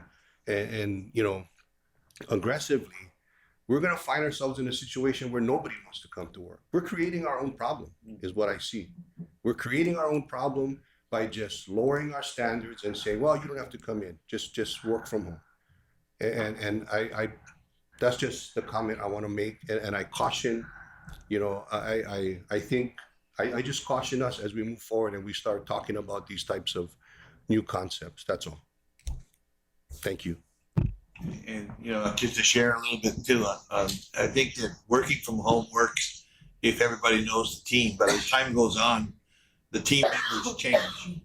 And if they all work from home, they don't develop the term company implied a group of people that work together to accomplish a task. And if we all work from home, we don't have a company. We just have a bunch of individuals. And over time, we'll have a bunch of individuals that don't have a relationship with each other, even that they're just going to be voices on the thing. And I totally agree. For some jobs, yeah, you can work from anywhere. In Hawaii, there are certain jobs that people could work from home. But as you say, the employers will soon figure out they could also live in Manila, or they could live in India. And that will not be good for our long-term economic growth in Hawaii if all the jobs that lend themselves to working at home, even I understand some medical jobs, interpreting X-rays and those kind of things that can be done anywhere. I don't know whether we really benefit as a society because we can get next day delivery of somebody reading an X-ray. I guess it's something that could be done that way. I just don't know what the long-term consequences of that would be. Michelle, I understand everyone's position, but don't forget one thing, which is that we are subject to collective bargaining. Excuse me. So, to the extent that there is a bargain for agreement between HGA or whoever and the city, the question is going to be whether Hart can deviate for some fundamental rights that the employees have all bargained for. Even if they're 1 year, They're still covered by collective bargaining because that's what Lori is saying, that she has to go negotiate with the union. So the question is going to be, what is it that the city, as the overall employer, has given as a benefit to the employees? And to what extent can Hart deviate from that and say, no, our employees are different? But if you're still, even if you're 1 year and you're subject to, so it depends on what that contract says, and you're subject to the basic collective bargaining agreement, then guys, whether we like it or not, you have to suck it up. Sorry. Bargaining union agreement doesn't state it's a benefit. It's an option that the directors each have an authority to implement. So it's not a right that they have. It's an But it's option. going to be an issue if they do go before, for example, HLRB or whatever it is. The question, whoever's has, it'll be HLRB that probably has jurisdiction, even if it's a 1-year contract. You're going to have to argue why this group of employees are different and not entitled to the same benefits. I got reminded that our agenda item was alternate work schedule. Yeah, I have a comment on Which that. we're discussing. And we're discussing that, and I guess I just also want to add that because we have such a large number of consultants that are able to be more flexible with their work schedules, it could cause a lot of like, well, how come that person is sitting right next to me can do that and I get paid less than them? I could pretty much do this almost the same thing, or I'm above them. And those people fly in and out. Those people live someplace else. Those people have a virtual team, right? And so, well, I don't have an answer to that. So, It's interesting to hear all the comments because at the University of Hawaii conference that I was at last week is a nationwide, not again a global problem, reinventing the workplace and the work environment.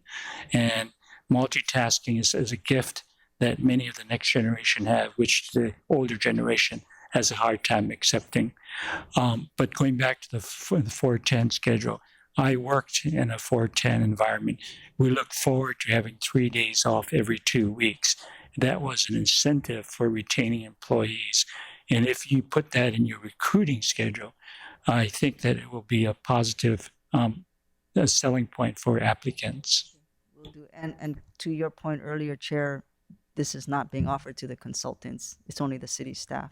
right, Yeah. it's not, it's applicable to city employees. I was just saying that they have a lot of flexibility correct, sometimes, correct. or they're like, I mean, like somebody like Krista doesn't work here, okay? So she flies back and forth. And so those types of jobs might lend themselves, and you don't know what might lend themselves. I mean, TPOR was here and then we found out that worked okay. So, unfortunately, it's not like, oh, I can just decide you, and you, Yeah, right? correct. So, and like Roger said, like, it was sort of like pulling teeth, and then I let them do it, and I'm not even super happy about it, but like I'm gonna. And I think that's the situation Lori's in. But we're looking for incentives, and we're trying to make sure that we're not like shooting ourselves in the foot, like Kika said, while at the same time, there's an opportunity, but it is a privilege to have that opportunity. And I think that I think it's something that people would appreciate as a privilege as well. If anybody doesn't have any other comments about the alternate work schedule, I will move on to agenda item number 6, the Hart Board Executive Officer vacancy. And I am so sorry this is running so late, but the next meeting after I close this committee is going to be a board meeting in which we are delivering the permitted interaction group board executive officer vacancy deliverables to the board so they can discuss it next week, and so that everybody has an opportunity to look at it before the board. So I am not going to go into any discussions. We're going to let that document speak for itself.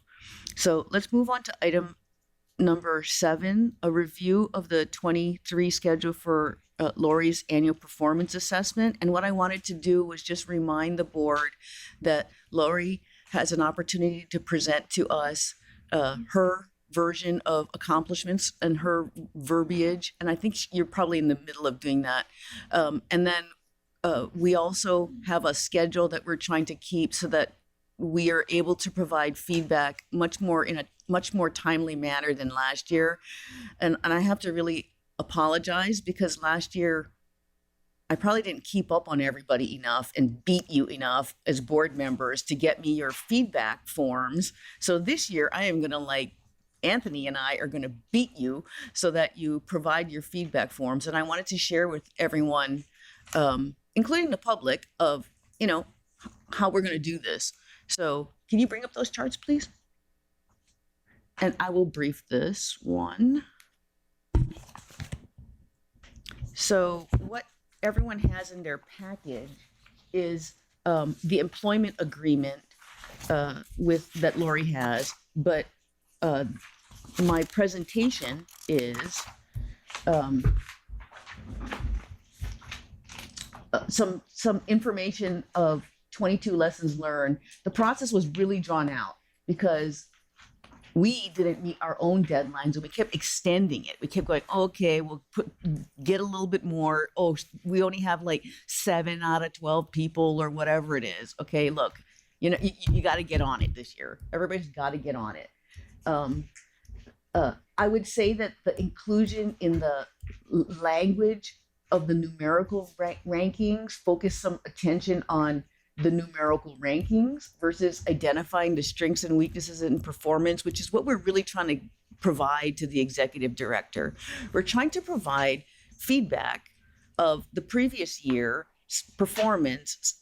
And yes, it is strengths, but it is also areas of improvement that, you know, the board members feel. So what else did we forget in terms of lessons learned? The biggest lesson learned is I am not waiting for everybody to do their thing. I'm going to either like keep nagging you until you give it to me, or I'm going to go without you. So just be prepared to be nagged this year because I think everybody deserves to get their performance feedback in a timely manner. Anybody got any comments? Next chart. So per the employment agreement, there's 4 priorities, each with equal weight. This has not changed. And there is a potential bonus for up to 20% of base salary, subject to any discretion of the board, really. It is subject to the discretion of the board. The focus areas, which we talked about, which fall under each of the priorities, these are like, hey, these are important things. If something fell off the to-do list and it's not one of these things, these are the important things of 2023. I don't think it's a big surprise to anybody. And I think that there's some really positive accomplishments by heart. And I want the board to focus on Lori's accomplishments in getting her team to get things done, as well as Lori's personal accomplishments. Next chart. I did some research about the performance evaluation process, and we used 5 levels last year. And what I found was that there's a lot of research saying when you give people too many choices, they use too many choices. And it's so fine-grained that you're really not giving people like information. You really want to tell them whether everything's okay or better than okay. Something's a really big deal and we really need to work on that. Or something's in the middle, like you could do better, but like, you know, I mean, and that's really what we're trying to convey, right? So this year we're going to try this. We're going to do 3 levels. It's met or exceeded the priorities. And so you're kind of like, you started as an A and you kind of work your way down, right? Improvement opportunity or a significant improvement opportunity. And so you got these 3 categories, and each priority will include comments. But what we're going to do is we're going to kind of consolidate and curate the comments. We quoted members without their names kind of directly last year. And it's like, I think it cluttered everything. I think we want to make sure that they're really curated comments that the board can stand behind, that the entire board can stand behind. That's not one member's comment that that we want to include, and I can give that as verbal feedback, but we don't want to write that down, right? And the numerical rankings for each priority will not be included in the final evaluation to the ED. I don't mind sharing them verbally, but like the written thing that like potentially could go to the public, I don't think that that is like something that, it's just something that you don't really want to focus on. So the question for us and the HR committee is, do we include a final ranking, a percent score, a letter grade, nothing? I don't know if I feel, I don't know. I mean, like, I don't like the letter grade thing. I don't even like the numerical score, but I think that a numerical score does provide information. And if you don't have anything, then you haven't really conveyed that kind of information, right? Especially if you don't provide the ones for the priorities. So I guess my suggestion is that you put some kind of like score on there, and you just leave it between like 1, 2, 3, or like, like you like one decimal place, like 3.5, like 2.5 or whatever it is. But you can't put nothing. I think nothing is like, you just have a bunch of comments. You never really told the employee like how they really rank, right? So what does everybody think? I think before we talk about that, I'll show you what the score sheet kind of looks like. And then the other decision would be, bonus. And that's a kind of a more executive session discussion after we start doing the rankings. But that's another decision that we'd have to make. Okay, so this is just kind of a mock-up. Sorry, Chair, Chad, the other attachment has this in a much better font. I think it may expedite the process if Lori were to tell us what she's accomplished during the year, and then we either say yay or nay on it, and establish criteria for evaluating her performance.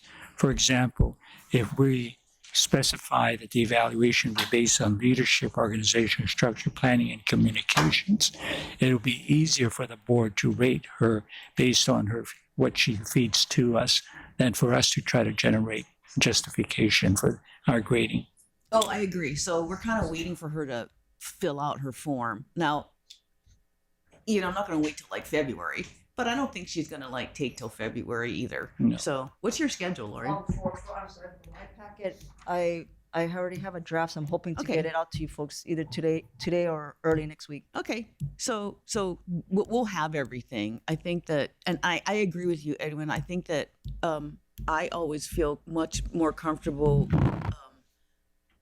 especially because, I can't really change that criteria. It's like in the contract. So it's not like I can say, hey, here's a focus area or whatever, but I can't change that criteria. That's a criteria, and that's what we grade on. So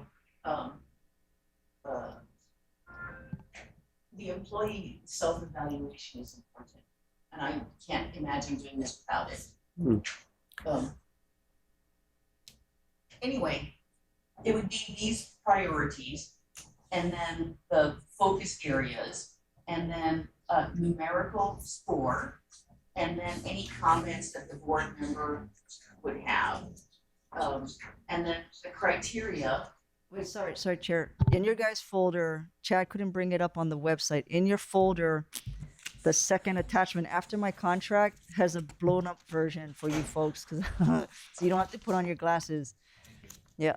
Oh, It's right after my contract. There's a blue sheet, and right after that blue sheet, there you go, Michelle. oh yeah, there it is. Okay, sorry. Anthony, the other way. If you go more backwards. Yeah. Oh, okay.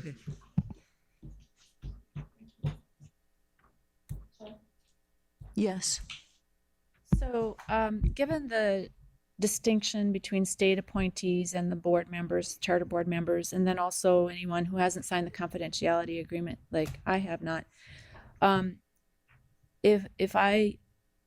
first of all, is there a distinction between evaluations done by appointees versus charter board members? I'm not aware of any. Dan? I think it would be up to you in terms of conducting the evaluation. I think you're allowed to take in whatever information you think would be helpful. I would want to take in all information. However, because you have not signed the confidentiality agreement, you would not be able to participate. You are choosing not to. I don't know whether you choose or whether you can't. But the executive sessions, you wouldn't be able to be in the executive sessions. But I don't see any difference in feedback between members, especially members who contribute a lot of time and effort to review and work with Hart and Lori, versus ones that may be appointed that spend less time. Okay, I don't know if that's the case, but so just for clarification, any member, any appointee can submit the evaluation, is actually encouraged to do so. Yes. And all of those evaluations will still be considered. Well, one person has to know who submitted everything, right? But they are not shared among the other members. Each person's evaluation is not shared. Is that correct? Each person's evaluation is not shared. However, the scores will be consolidated and the comments will be curated and consolidated. And I think, I don't know, I haven't really thought about that, about whether, whether you actually clip out a comment and put it in, or whether you like kind of paraphrase it or not. I mean, I'm kind of thinking paraphrase, that it's not really kind of super clear who did each one, right? But in the end, the entire board has to stand behind all the comments, okay? And I don't think the whole board stood behind every single comment. We kind of clipped out comments from individual members, and then it was sort of like, oh yeah, that person said that. But, maybe the whole board didn't stand behind that, right? Or the whole board didn't see that behavior. And then, and then it was sort of like this he said, she said thing. So I think what we want to do is curate the comments, even though somebody might see in executive session, somebody might see a raw comment. The comments are curated. Okay, thank you for that clarification. So who will be the consolidate? Well, we're kind of hoping the executive officer and the HR committee would work to do that and then share that with the board. And we would do that in executive session. Dan, does that make sense? Yes. Chair, could you redact the reports of information that may identify its author? I don't know the answer. Like, So- is that disclosable somehow? Like, who said what? So generally, the privacy interest is Lori's. And so if it's going to help to protect her privacy interests, then we can do that. And again, she can waive that if she would like to. But it's not designed to protect the board members' anonymity in doing it. You're saying if Lori wanted to, she could ask that everyone's individual comments and who gave it is disclosed. I think if you want to get into particulars, I can give you confidential legal Oh, guidance, okay. but I'd prefer not to Okay, do it that in would open be session. done in executive session of our confidential legal guidance. I would argue that those are the materials that are used to render a decision and would not be disclosable. I think those are kind of like working papers, but I would prefer that people's. Anyway, I think we need to get. We can work that separately, but I am not comfortable with the disclosure of exactly who said what, because like that's not what's going to go into the final form this year. The final form will be something that has curated comments that the board can all stand behind, right? And these individual comments might be a comment that a board member stated that they have to defend in front of the rest of the members, and if they can defend that, then it can stand and be put in as a comment. If they choose that some other board member has an alternating opinion and that we discuss that, then I think that that's kind of like a working level thing. Sure.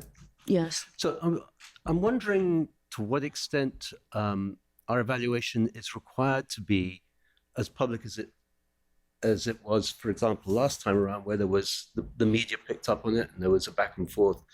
I mean, I don't recall seeing an evaluation on Roger's work for the city or Robert's work. Are we a unique agency in publishing these evaluations? I can answer that because I went back and forth with CORE.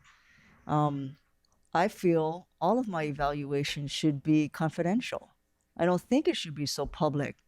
And what CORE came back to me was there was a ruling for highly visible employees, which is like myself, Lasner, the police chief. We don't have those rights. So when the media asked me for it, that's why it took so long to respond. I triple checked with CORE, do I have to release this? And she said yes. You could hold off and wait till that 92F comes in, but when that 92F comes in, I have to release it. So I'm just going to piss off the media if I don't give it right up front. And that would be my comment too. Increasingly, the media will file a 92F as a routine part of news gathering. So it is really the Office of Information Practice is the arbiter, short of a lawsuit. But that has become a very routine part that I would expect would continue. I would suggest not putting your name on your comments, but put your name on a separate sheet of paper. Yeah, there's no place for your name on here. It's just I just gonna keep track of who did what. We don't have to have names on these sheets. Michelle? Yeah. I think the privacy is Lori's, and that's the way I read the law. And I understand, I guess, the reason why they did what they did. But having said that, and knowing how Lori feels about her evaluation, which I think is hers, it seems to me that the board should weigh that in our consideration as to what type of form we're going to do, what are we going to result with. Because, with all due respect, Lori, if you're going to create a numeric grade, a letter grade, then the board should be aware of that, and the board should do our own grade. We should say no, that's not our grade, because the problem that I think the board has is that if we believe that the privacy right is yours, and I personally believe that, once the discussion becomes public, the only way the board can defend whatever the board has is they're going to have to violate, in my opinion, your privacy rights.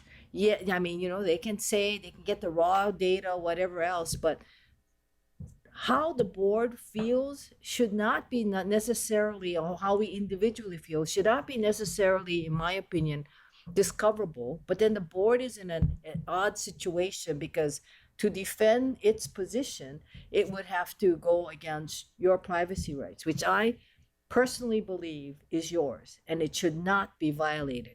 So I think that's something that, irrespective of how they say, or maybe, whatever CORE evaluates. I don't think, with all due respect, you're like a Lasner or whatever else, and I don't even think that they went into that kind of a situation with a Lasner, because I don't think the Board of Regents actually did that kind of evaluations, probably being very much aware. So if maybe what we can get is guidance from CORE as to what their position is, because I really do believe her privacy rights should be paramount in all of this. And the board is in an awkward position in that if Lori were to say something against us, whatever she may say, I don't even believe that we're in the position to say, hey, you waived it, so we're going to tell you exactly what we think. I even have a discomfort in doing that, even if she may have in their minds, in people's minds, waived that right. I don't feel comfortable in waiving her rights. And we did not. No, So we did not. Lori did provide comments to her evaluation, and we just let that stand. That's right. We just let that stand because I think she has the right to do that if she chooses, but we're not going to go tit for tat. And it's her privacy, and I don't feel that going down that rabbit hole is worthwhile. But I don't think it's fair for the board either. I Because agree. it makes it look like the board is doing something, because the board's not saying anything. But the board isn't saying anything because we're respecting her privacy rights, and we're saying that's paramount. But notwithstanding, I also believe the board should be able to defend whatever position the board takes. But we're not on level playing fields here. We're just not. So let's get an answer from CORE as to So why. I'm happy to work with Michelle. Throughout this whole process, certainly there's Lori's privacy rights. There's also the board's obligations under the Sunshine Law, and sometimes those conflict. But I think we can work together before the next meeting and come Okay. up with a process that'll balance Okay. those correctly. And there's a difference in my mind between feedback, quarterly or private feedback that members give Lori during the year, as well as verbiage that I might add to her official evaluation and the official evaluation. So I think my personal opinion is the official evaluation was a little bit verbose and too detailed. And I think that this year we're looking at a process by which we can have some consolidated comments that really focus in on key areas of excellence as well as key areas of our opportunities. And I think I'd prefer to do it that way and prefer to that. Obviously, the board members always have the opportunity to give Lori feedback, but I would be happy to pass on anything that they would like me to pass on if they choose to do so during any of the executive sessions. I will take notes of those things and pass them on, even without names. So I'll work with Dan, and I think we can. This is just kind of a discussion, and so that's what's happening. We kind of figured out, last year didn't go so good, so this year we're going to be a little bit more high level. We're going to do a little bit less, 3 instead of 5. We'll see how that goes, because I don't think that, I think that we want to make sure that we're focusing on the right things. Edwin? Can we give Lori the performance measures on which she will be evaluated? So she can, before she does it self. I think that's what these are. These Okay. 4 things. This is what's in her contract. This is what she's going to get evaluated on. Those 4 things, those 4 priorities of equal weight. Okay. Now, there was focus areas, and they all applied to each thing. Like, did you talk to the board about CCUR? And show them that they were on cost schedule performance kind of thing. So I look at that in this spreadsheet, and they kind of flow into that.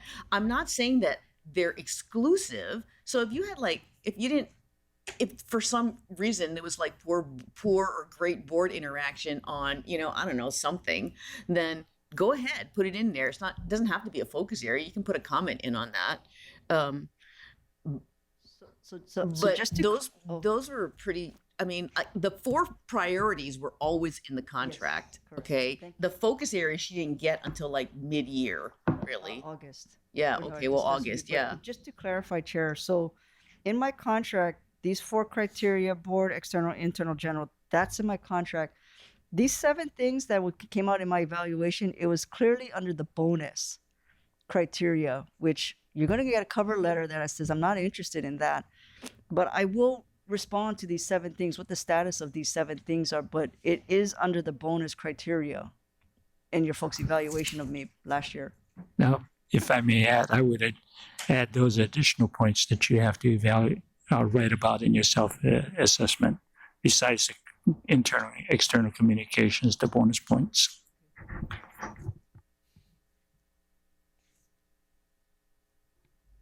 Go ahead.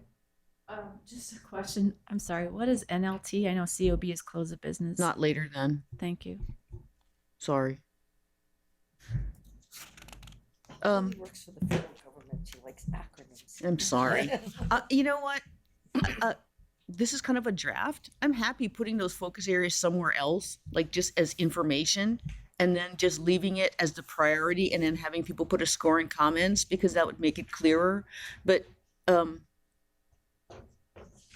I erred if I made it sound like during your feedback, Lori, that the focus areas were just on the bonus. The focus areas were focus areas that were important things to run the project. Absolutely. So, and I do. I have mean, feedback on that, it's not I'm not saying that oh yeah, you only should do that, but I mean, sort of some of them are kind of does, right?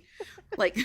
Complete FFGA amendment. I'm like, duh, right? Or, transition O&M, and that had already been done, right? Yay. Yes. So it was kind of some of them were duh.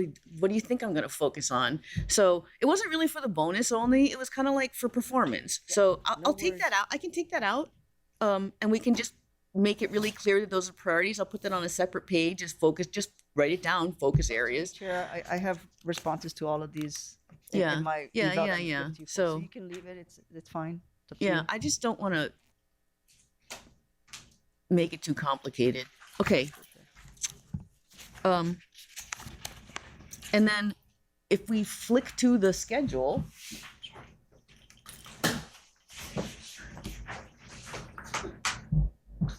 so if Lori gives us a draft by next week or so, then we have 2 weeks to submit evaluations, and Dan and I will consolidate them and draft evaluation, and then at the next committee meeting we can discuss what that looks like so that Lori can get her feedback. What I left out of here is, maybe it's confusing to everybody, but what are the focus areas of 2024? What do we want? What's important in 2024? Because just saying board interaction is not really saying anything to me. So that is a separate topic and we need to work on that. But I wanted to just look at this is the earliest timeline that we could probably hit, which would be being able to, hit the committee and submit it to the board and then discuss it. So this is the earliest, right? I would expect that there would be a lot of discussion and we would probably need to revise the draft after the board meeting, which means that we would need to bring it back. And so just to temper everybody's expectations is that it'll look more like March, but this is the not earlier than schedule. Does that make sense? We're going to try to shoot early, but just be prepared, Lori, that I'm not going to be able to get to you until March because I would expect that the board would have a lot of comments that we'd have to roll in and that I would really want to go back to the board to get approval. And In her contract option 3, the term may be automatically extended for 1 additional year. Does that mean that Dan is saying we can go ahead? It's automatically extended. I think that the reason why that was written in there is that if the board does not take action, if the board does not purposefully take action, the contract is automatically extended. And I don't have insight into exactly why that was put in there because I don't think it was in there before, but I think it was because the board didn't take action and then it was kind of ambiguous of well, so am I on contract or not on contract? So putting that in there means unless we say no, the contract is extended, right? So if the contract is extended, that would mean all of the performance measures would also apply. Yes. Yeah. I have some insight to that, Chair, because when I was negotiating with Lynn, the HR chair at the time, my contract was only 2 years, and then the third year would have been need affirmative vote. And to be fair, at the time the board was not In a position to do that. well. There was not chaos is a strong word. Dissension, and at the time you needed 8 out of the 9 votes to get any decision approved. So I asked Lynn, since you're not going to give me a 3-year contract like you did on my predecessors, can you make it 2 years? And the third year is automatic unless you take a vote and 8 out of the 9 say no. And so that's why it came out that way, because my contract was different than my predecessors. Thank you for the insight. It's much different now on the board. So. Yeah, well, that's okay. Anybody else? Yeah, just a comment on the Board of Directors review, edits, and finalizes ED's 2023 performance evaluation. And then it goes on to say include 2024 focus areas. And I may be looking at it wrong, that we're evaluating our previous performance. And I don't know how we do that in the future. what we're expecting her to do in 2024. Oh yeah, that was it's kind of like a little bit confusing. The performance evaluation is really for 2023. But generally when you finish giving an employee it's probably two separate actions, right? One is providing feedback on their performance of the last year, and one is providing what they're required to do in the next year. So they're really kind of two actions, and I need to make that clear that they're really two different things that we need to talk about. Gotcha. Thank you. Thank you. Anybody else? Okay. So Edwin? Oh, I'm sorry. I think we're POW. Yes. I'm gonna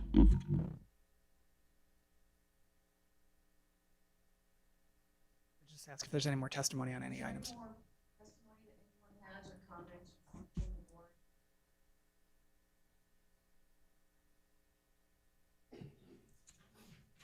Oh my God, that was so painful. How was I supposed to do that in 15 minutes? Yeah, you were being very diplomatic.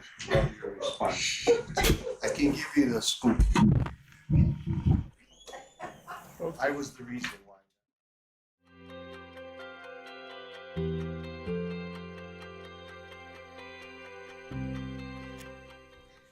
Good morning. We're reconvening at about 10:55 a.m. This is the Board of Directors meeting, special meeting of Friday, January 12th, 2024.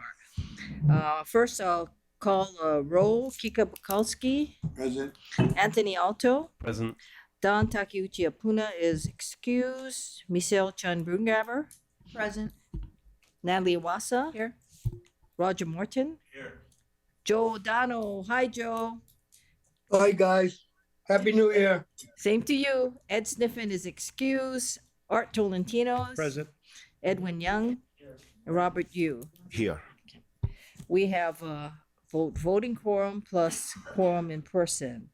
First of all, I'm going to call for public testimony on all agenda items. And then we have only one agenda item, which is the permitted interaction group report.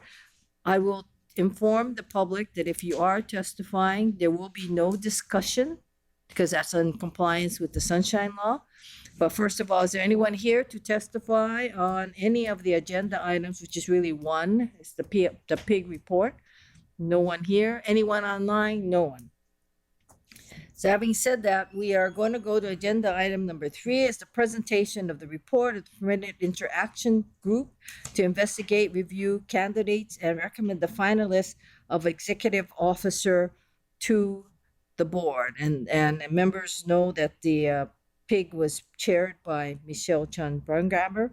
I would again inform everyone and the public that in accordance with Chapter 92 of the Hawaii Revised Statute, specifically 92-2.5, which talks about the permitted interaction of members with the presentation of the report, there's no discussion because the only discussion under law that's now permitted will be with the full board, and there will be discussion on the PIG report at the full board. Having said that, and there's no deliberation, so there'll be no comments among all of us. Correct? Okay, so Michelle, if you'll present just the report to us. I am presenting the PIG report to the board. Thank you. So members, what that means now is the PIG is automatically dissolved just by force of law, and this matter will be then heard by the full board at the next meeting on the, what is it, the 19th? The 19th of January, so next Friday. So with that, I'm not calling for any comments because no one can make any comments. And we're going to adjourn this special board meeting. Thank you very much. Hearing no objection, and not that anybody can object at this point anyway. We are moving on to the next committee hearing. Thank you so very much. Thank you. Yep. Now it's you. Does anybody need a break or are we still going? Cup of coffee, right? Yep.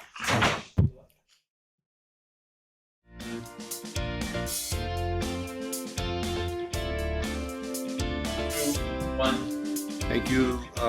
Welcome. This is Friday, January 12th at approximately 11 a.m. I'd like to call this meeting of the Project Oversight Committee to order. First order of business is roll call. Vice Chair Michelle Chun Brudengraber, Present. Anthony Alto, Present. Ed Sniffen, excused. Art Tolentino, present. Robert Yu. Here. Thank you. And also want to note the presence of Edwin Young, Roger Morton, Natalie Iwasa, Chair Colleen Hanabusa, and I think we still have online Joe O'Donnell. Moving on to agenda item number 2, public testimony. Do we have any testifiers online or in person to testify on any matters on the agenda? Seeing none, moving on to item number 3, November 2023 monthly progress report. Nate Meddings. Right, thank you, Kika. Nate Meddings, project. Presenting this agenda item. Sitting next to me is Corey Ellis, who is our Director of Project Controls. He's a seconded HDR employee. He arrived in October, a long-awaited role to be filled. Corey has extensive experience doing the same thing we're asking him to do at a couple different areas, most recently at LA Metro. So he is used to being a director of project controls at a transit authority, has already came in and picked up on day 1. So I say this because eventually I'm going to hand off the presentation of this progress report to other members of the team. Corey is going to be the one presenting some of the project controls things within the progress report. Matt Scanlon, our Director of Design and Construction, is going to be providing construction updates for you guys. And then Vance will be sprinkling in, giving updates on the project-wide stuff. That'll probably be a few months to transition all of that. But Corey, part of his responsibility is actually taking over the progress report and ensuring it gets updated, etc. So it makes sense that him and Matt are the ones that help present this information. I'm not going anywhere. We'll still be sitting back there, can answer other questions. So thank you for that. I'll get into the progress report. Please take me to page 4. So as typical, I'm just going to go over the overall key items and then pause for questions throughout the report. The first key item is related to CCUR Dillingham. We are 15 months into the schedule of the 38 months. That project is still projected to be complete on time and on budget. The team has been working very well to come up with workarounds for variances out in the field. So what you're seeing out there on Dillingham, although painful, will be out there a few years, but our contractor Nan and the Hart team's able to keep pace. They're still on schedule. The next bullet is the follow-on work for Dillingham, includes the electrical work. We successfully awarded the electrical component to HMS in early December. We gave them an NTP. HMS is a contractor that we have currently working on CCUR downtown, and also a contractor that helped us out through the airport guideway segment. So it's a contractor we have a real good working relationship with and appreciated their bid and ultimate award. I don't see CCUR downtown on here, so I'll add in a CCUR downtown update with Frank Coluccio. They are nearing 8 months left on their contract, and we are expected them to be complete with all downtown utilities summertime of this year.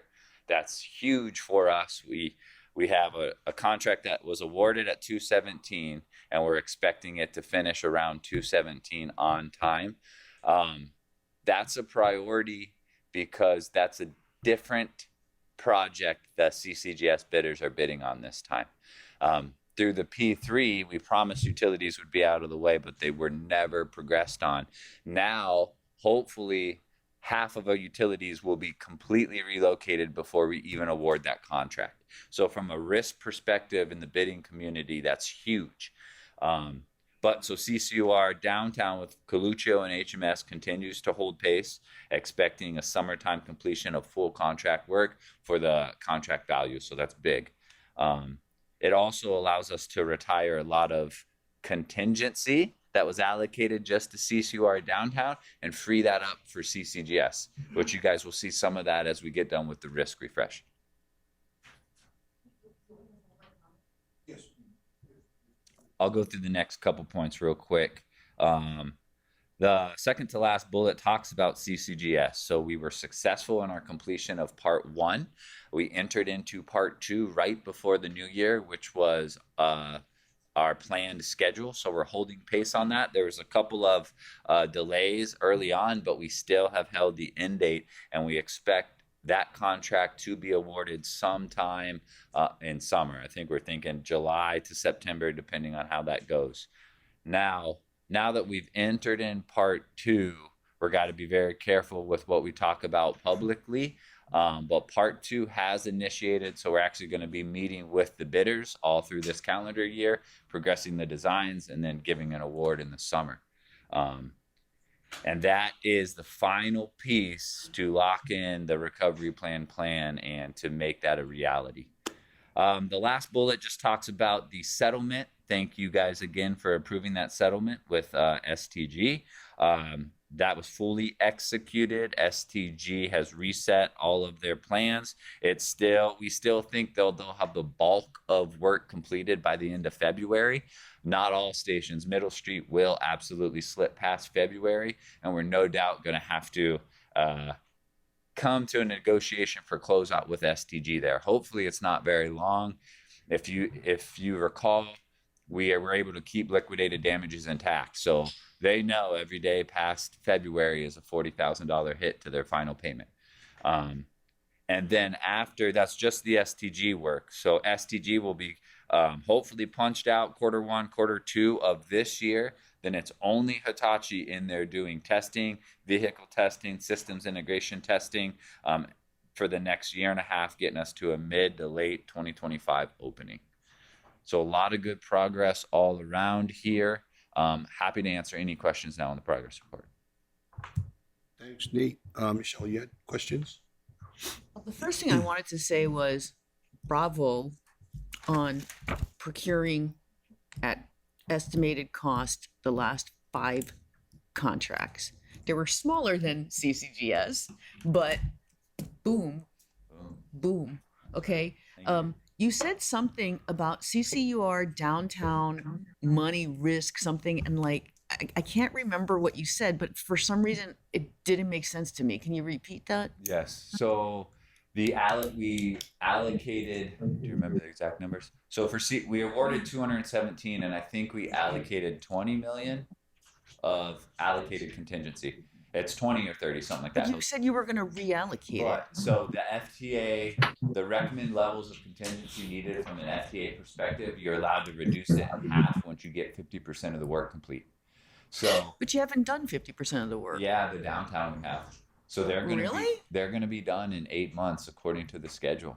Yeah, because we did a lot of utility avoidance rather than relocation. Okay, so this goes all the way through downtown, right? Yes. So and Dillingham. Not Dillingham, downtown. Yes. And what's your remaining contingency going to be? What percent? I think we're at. Let me check.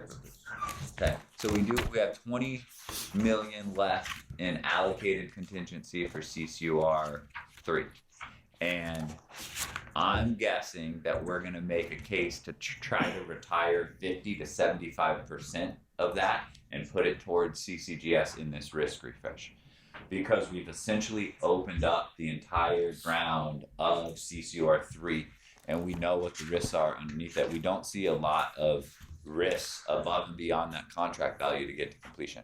So you haven't done any. I mean, you haven't really opened up downtown yet. Yeah, the utilities. Really? Yeah. Why do I not see traffic cones and everything going through downtown Chinatown and everything? Haleakala, we got blocked off. Yeah.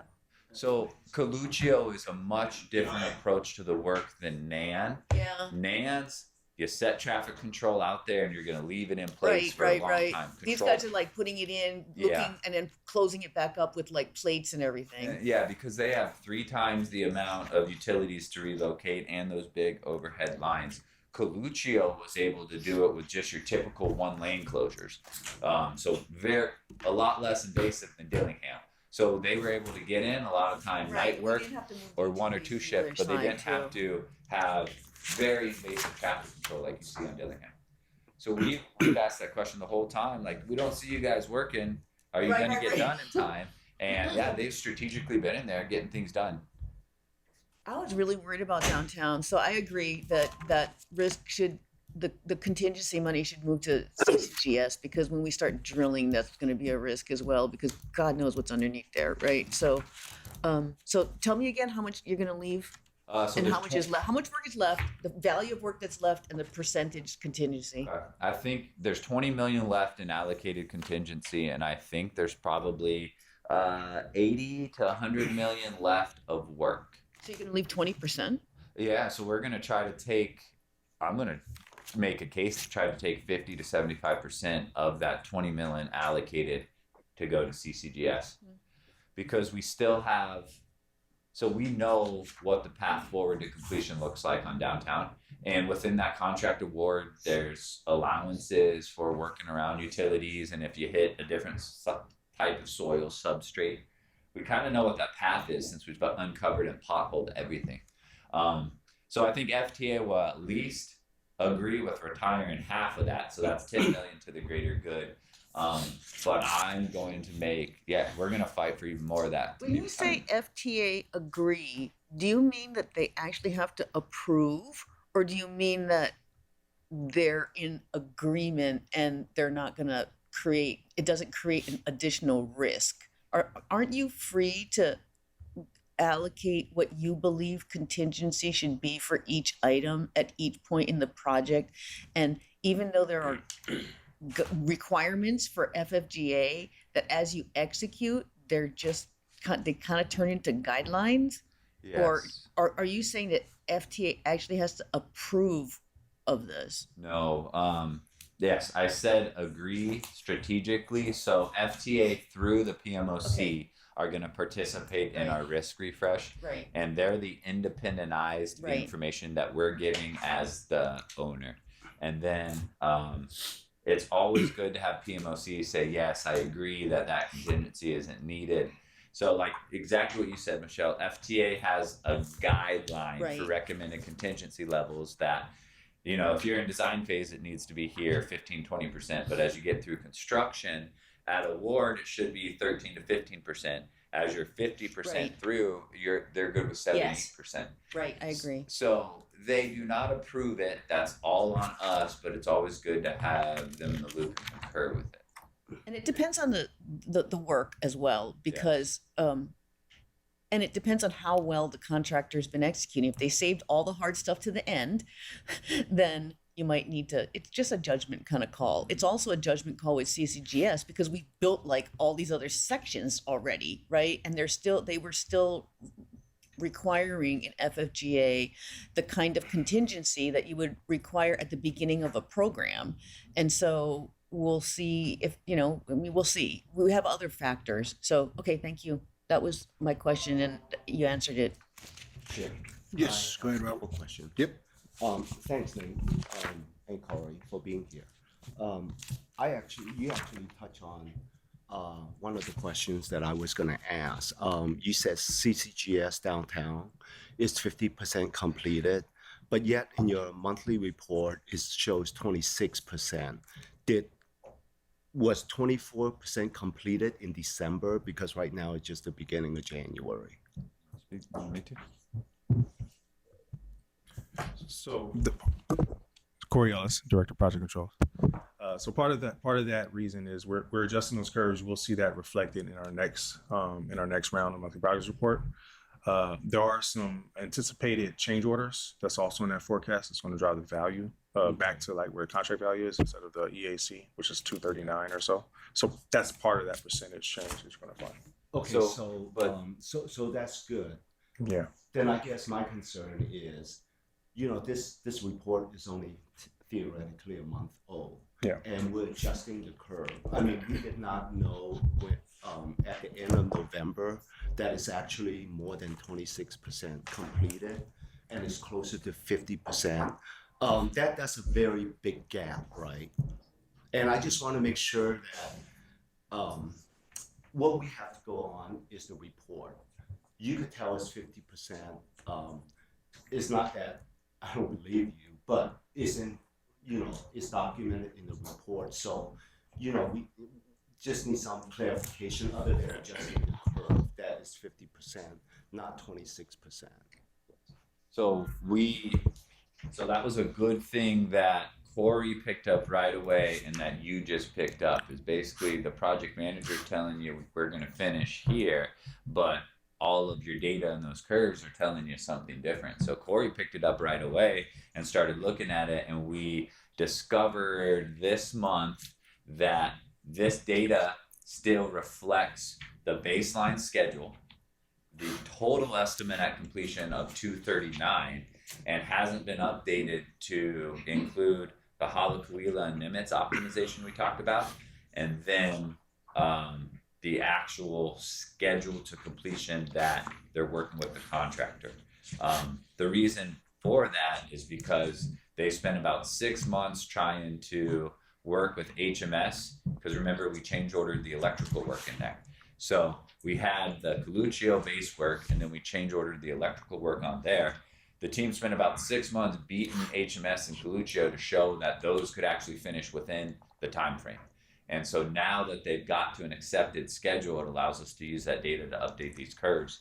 But yeah, that's a very good read on that, Robert. It's exactly Okay, so what you right picked up. now it's at 50% or Yes. somewhere around. Yeah, and it's at 50% because the estimated quantities reduced through those design optimizations that we talked about. Okay, then let's stay on CCUR. Let's go to CCUR 3.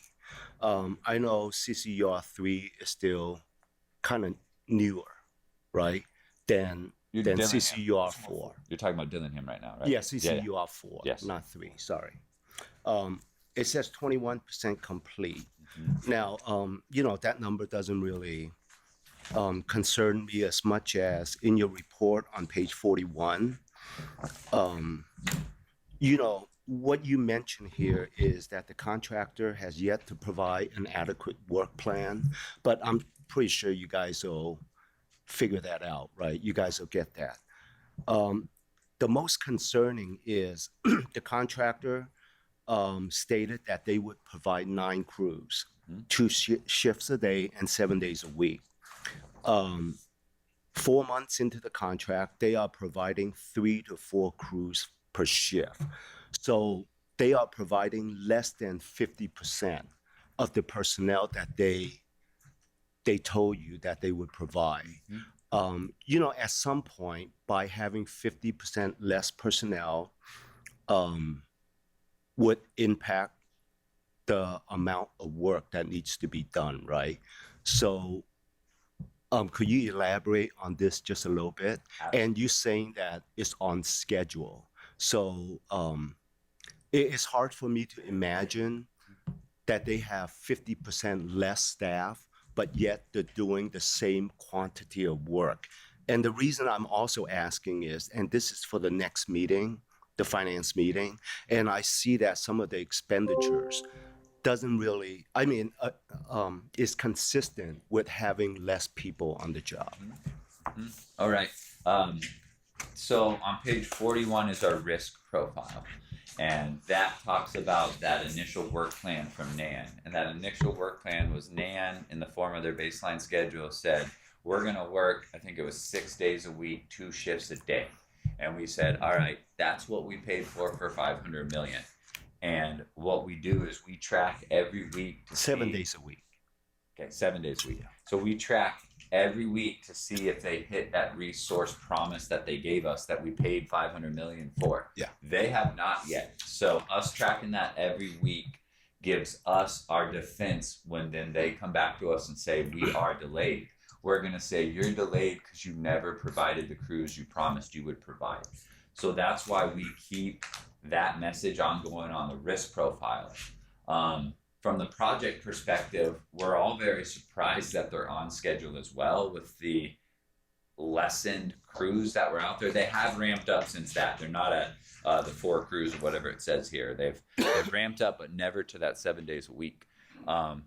So we've done a few things. Like basically, we asked them to help us reshuffle our right-of-way priorities. So we basically met with them on like month 2 or 3 and said, all right, this is what we gave you, but are there properties that we can get ahead of time that will help your schedule? Things like HCC, things like specific properties that were restricting work. We acquired those earlier, helped Nan schedule a little bit. And then they must be finding more efficient ways to do things. Or maybe they never really needed those 7 days, 2 crews a week at bid time. I don't know, but they are 28% done with their contract time and about 21% complete with work. So like those stats are aligning pretty well. I fully expect them to be delayed at some point. I'm very surprised they haven't yet. They're still showing us that they complete on schedule. So one of the things when a company do an estimate, you know, a big part of the estimate is based on the amount of labor that's necessary to do the work, and you know, materials and overhead and whatnot, right?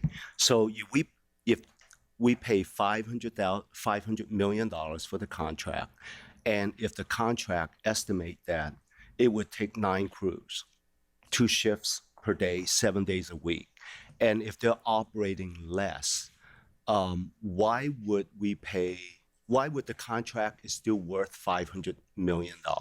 Because you're paying by the labor, by the material, right? It's not like a fixed price where whether they have 5 people or 50 people, they still get $500 million. Is that correct? No, so Dillingham is a lump sum price for all those utilities. So that 500 million was lump sum, which is different than downtown, which is the unit price approach. Dillingham's lump sum, so it's 500 million for that.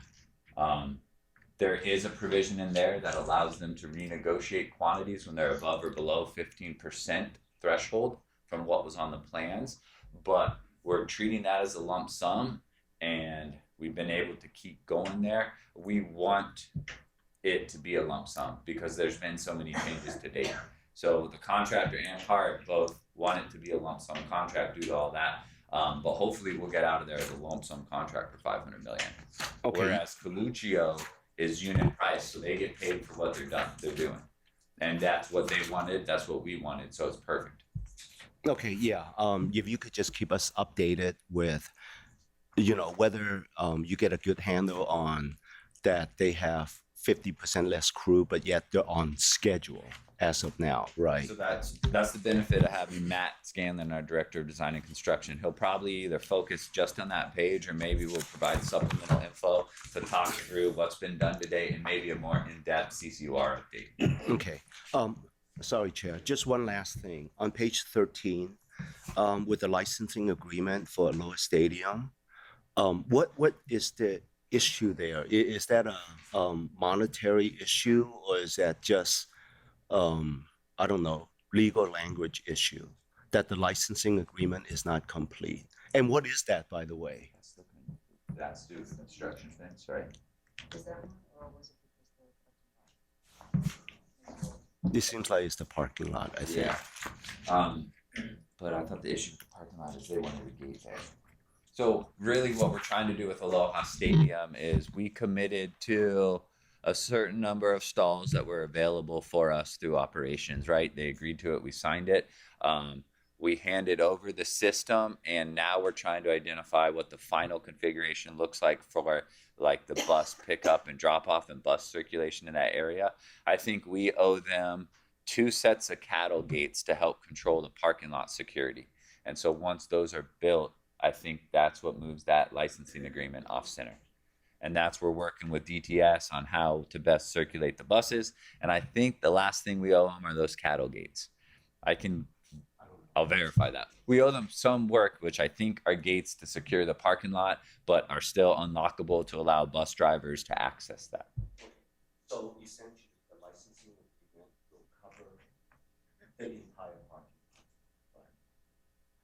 I think it covers our stalls, our area, but let me let me get more details there. Our area does not, I'm guessing, it doesn't include the entire parking lot. Because Mm-mm. there are other Right. cars that are there parking there. Do you remember how many stalls? Yeah, right. So yeah. You know, pretty much almost half of it on the pro. Diamond Head. Yes. Yeah. So the licensing agreement covers everything other than those stalls on the Diamond Heads. I'll verify that for you. Yeah. Okay. Is there money involved with the licensing agreement?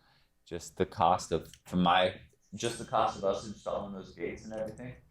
I think that's what it is. I'll verify that for you. Okay. Thanks, Chair. Anything else?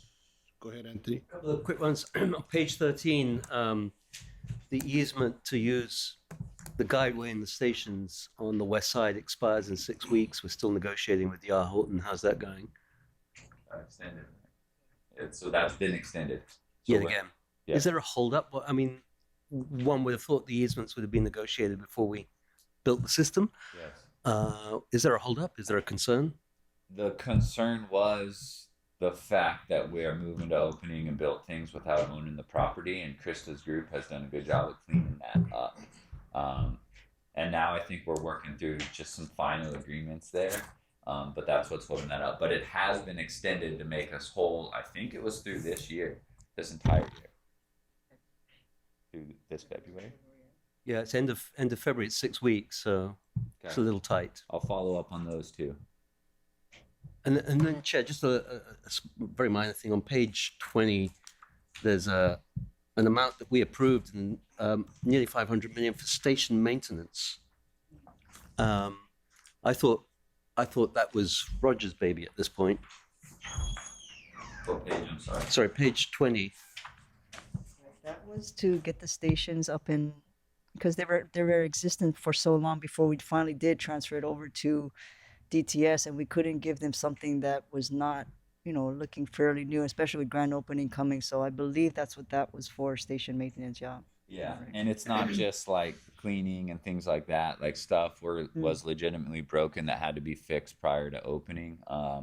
We got into a bad situation with allowing contractors to wrap up their work with gaps in scope, and then also allowing contractors to use the facilities for years with no specified maintenance, breaking things. And so, Hart learned that lesson, took the brunt of it, had to replace a lot of that appropriately before we handed it over. Learned that lesson, and it's a different process on segment 2.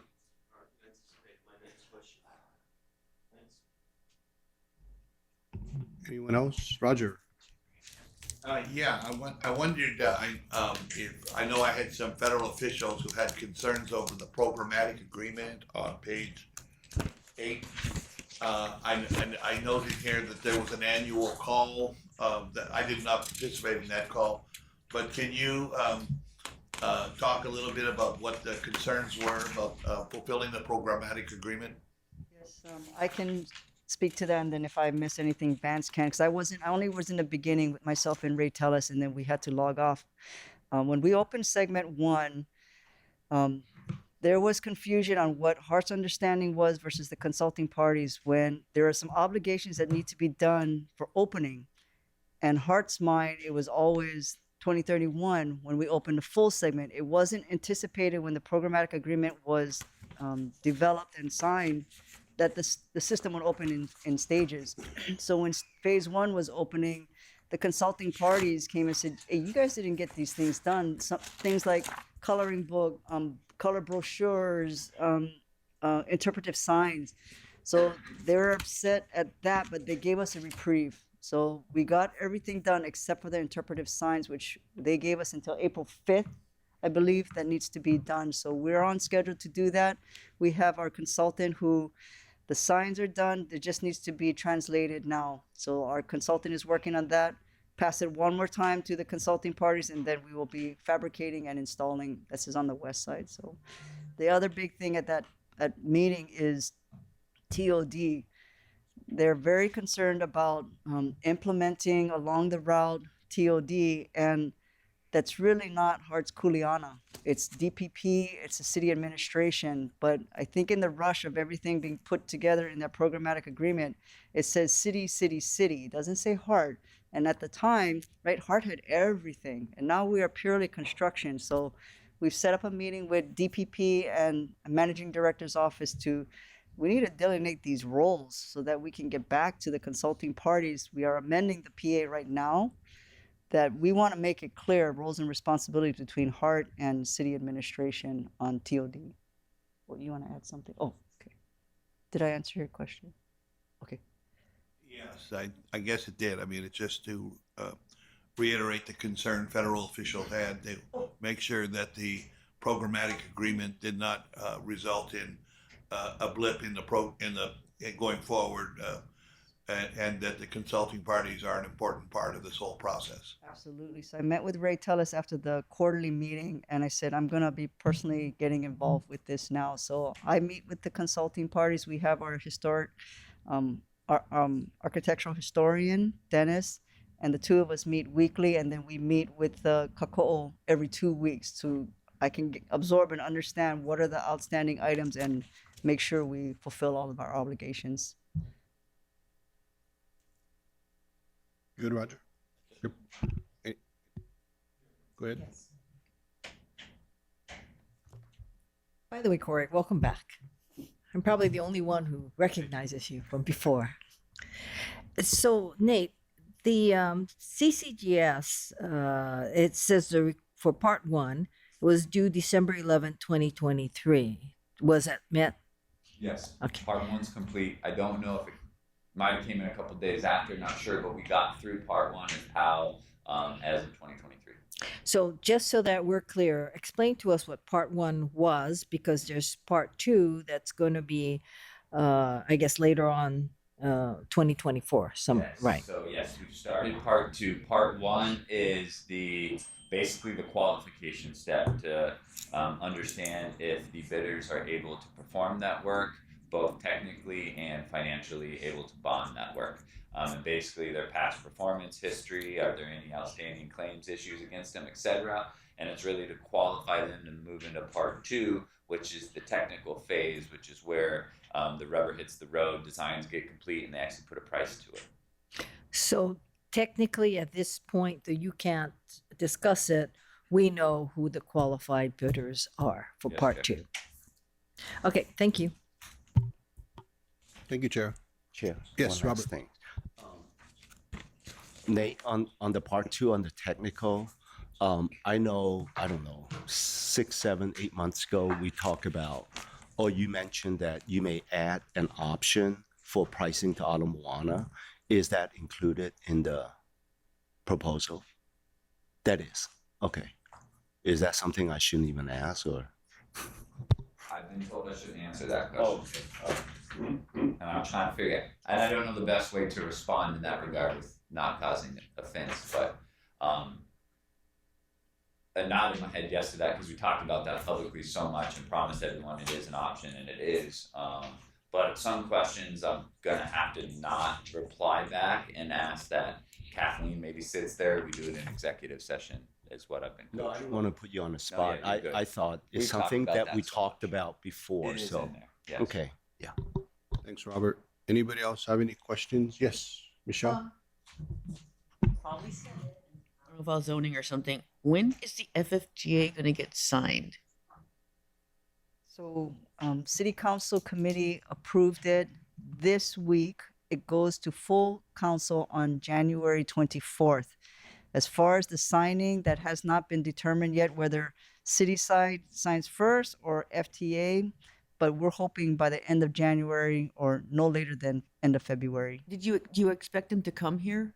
They talked about it initially, but I think they've changed their mind. They Okay. kind of want to downplay it. Okay, number 2, Corey, can you talk about the risk refresh, the tasks, and the schedule?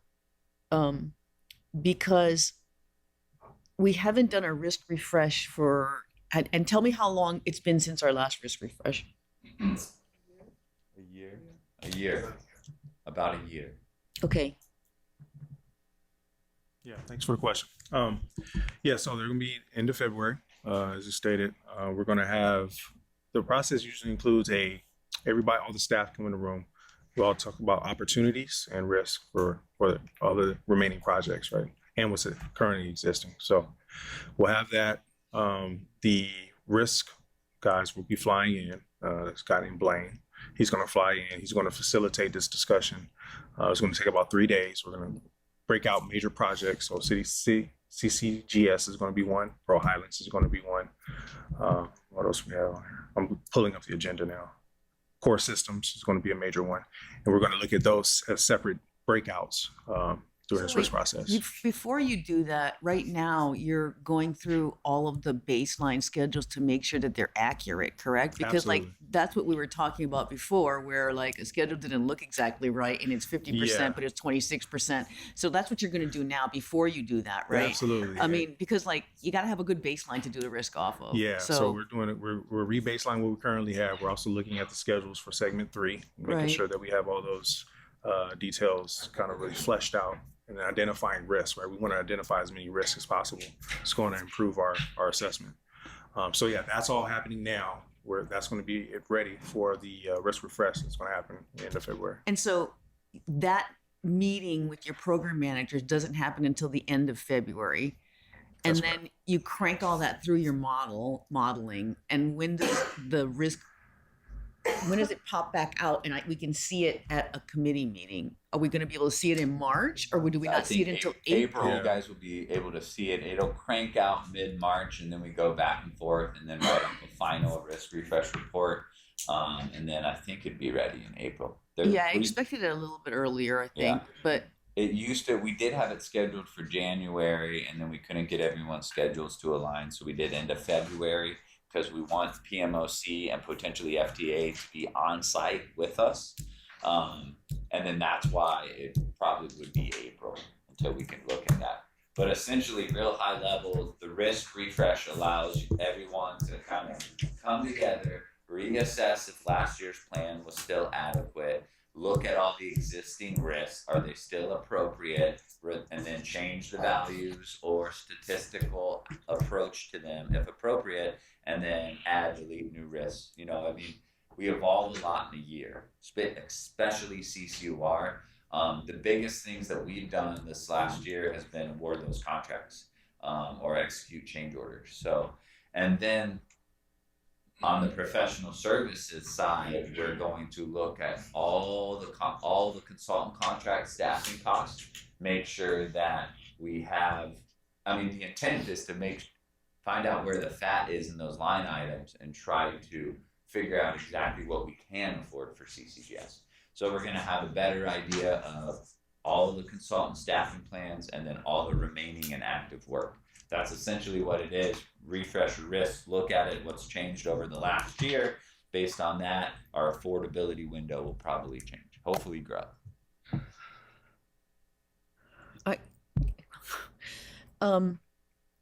I'm concerned with the CCGS should cost based on inflationary matters, not so much based on the work, but based on the inflation of the work and the labor. And I'm concerned about contingency for CCGS significantly. And so I would encourage you to be careful about program managers' rosy projections, because they know that you're looking for opportunities and like fat.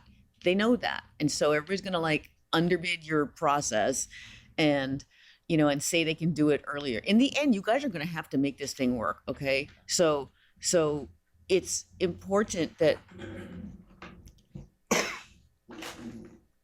don't know how to put this, but I think affordability in CCGS is going to become paramount as we go through March and see some of the numbers coming out.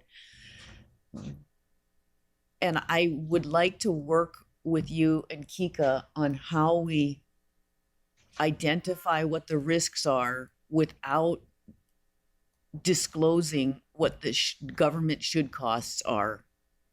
Does that make sense? It does. You know, Because nothing- I don't think that the contractor should know what the government should costs are, but those are not protected based on sunshine law rules and things. So we're going to have to figure out some way to protect those.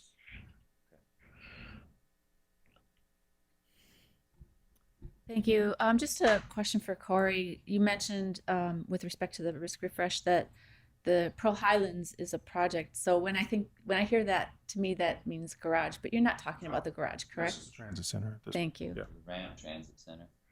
Thank you. Is that it, Natalie? Yep. Anybody else have any questions? Yes, Chair. And this is something that, Nate, you remember we've gone back and forth about. On page 30, we're talking about art in transit.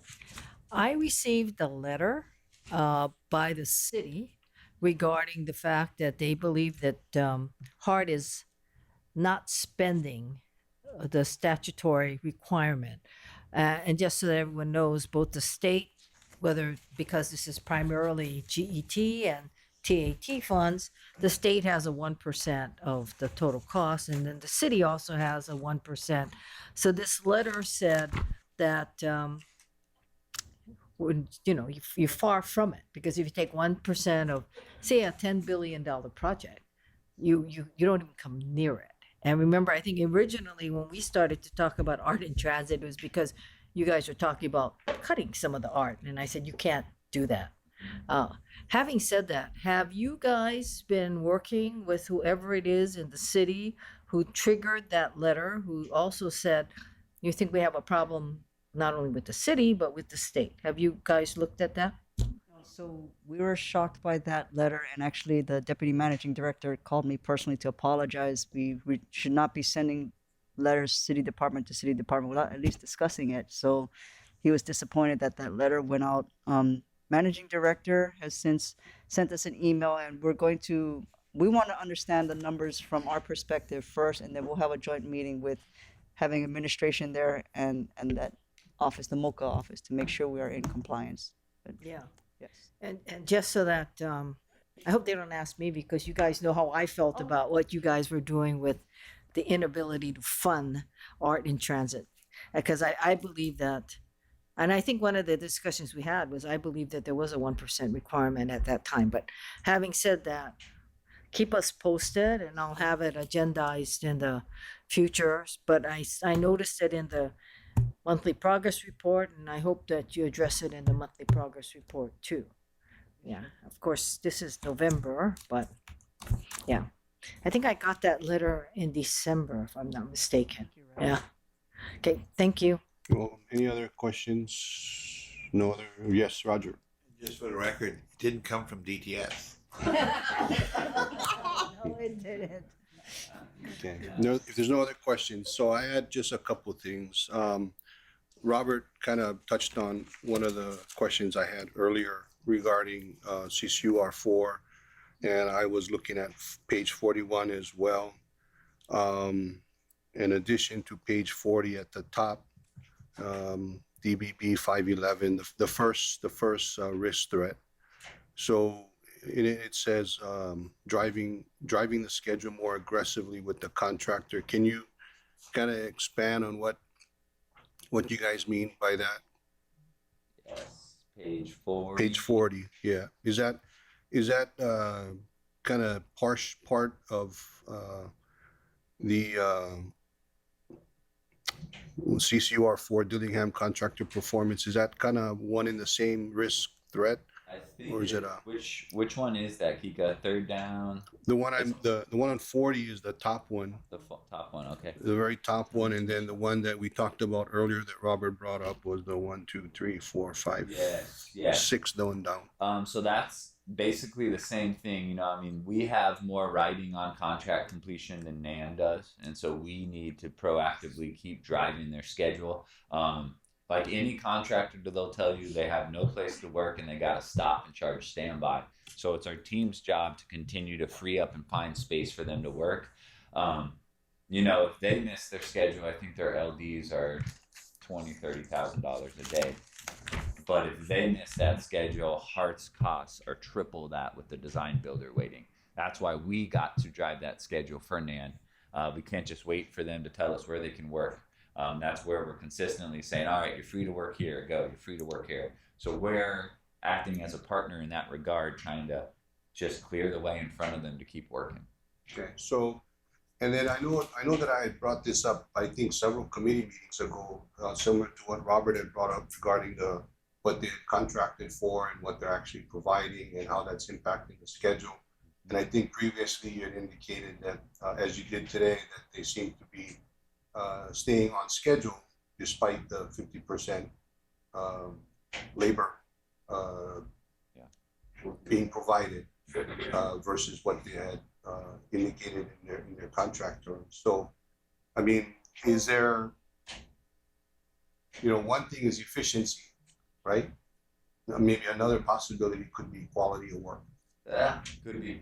Very well could be. So is there any concern? Is there any, how are you guys making sure that the quality of workmanship is not below standard? Perfect. So our director of QAQC, quality assurance, quality control, is Trevor Johnson, comes from Boeing. He's been here for 2.5 years, 2 years. But what he started here at Hart was quarterly quality management reviews with Hart executives and the contractor and their executives. And that is walking through their quality program, understanding how they control their inventory, how they manage plan changes, even getting down to the RFI process. So every quarter they talk at the highest level quality, and then all of those green boxes, I think, all the Stantec boxes on the org chart, that is their responsibility to ensure that what's on the plans is getting put into the ground. So they're out there in full force every single day, watching the contractor to ensure that it meets our quality expectations. So there's a top-down approach and a bottoms-up approach. But ultimately, really, it comes down to the third parties coming in and accepting the work. And so I think we have NAN, who's both contractors know what the third parties want, even the difference in the mandrel testing, how they accept the utilities. So I think all those three components would be how we control quality in construction. Do we have any indication to date as far as quality? I mean, has it been? Yes.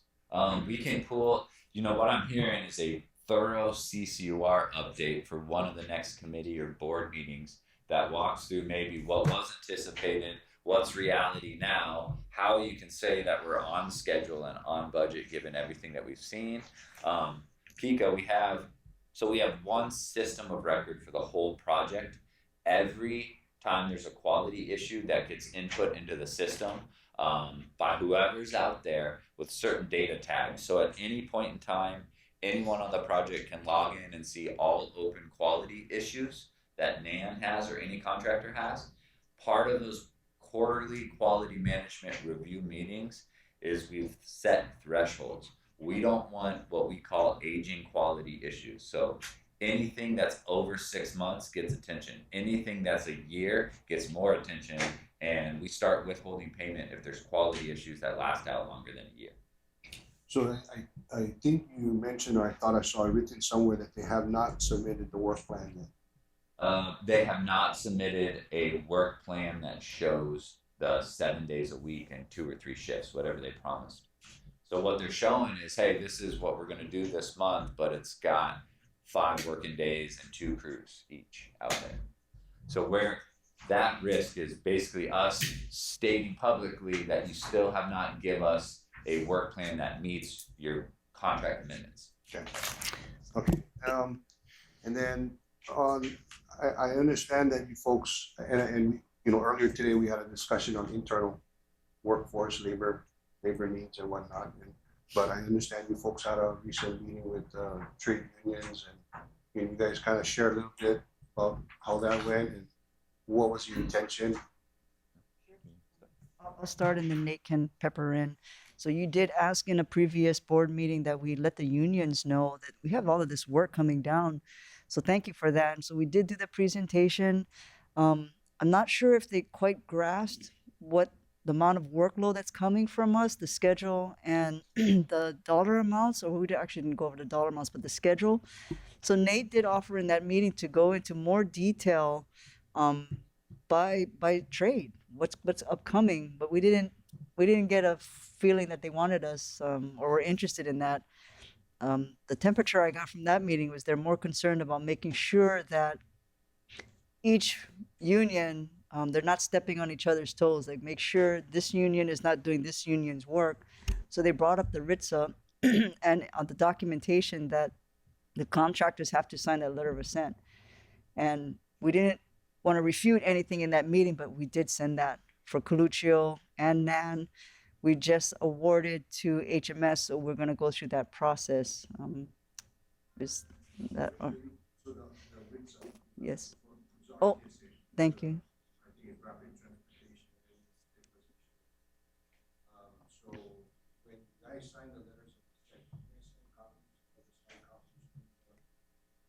Yes. They have it, but I'll resend it based on their comments. Okay. Yeah, I guess I would, and I understand what you're saying. They kind of fixated more on something else, but I would encourage you to continue that discussion, because I think that information, although they may not have picked up on it that morning, could be valuable for them going forward and for us, of course. So it gave us a better understanding of, I think, HART's role in supporting that process. You know, we talked about getting back to us having a pre-con kickoff meetings with the unions and the contractors before the onset of work, and potentially some sort of frequency of check basis to just ensure the contractors doing what they said that they would do. You know, I think standalone, our remaining work isn't as scary, but then when you look at HART's work, the NAVFAC work, the Maui work, everything else that's going on, then it gets scary. So we're just going to keep trying to put all that information together. yeah, no, I appreciate it.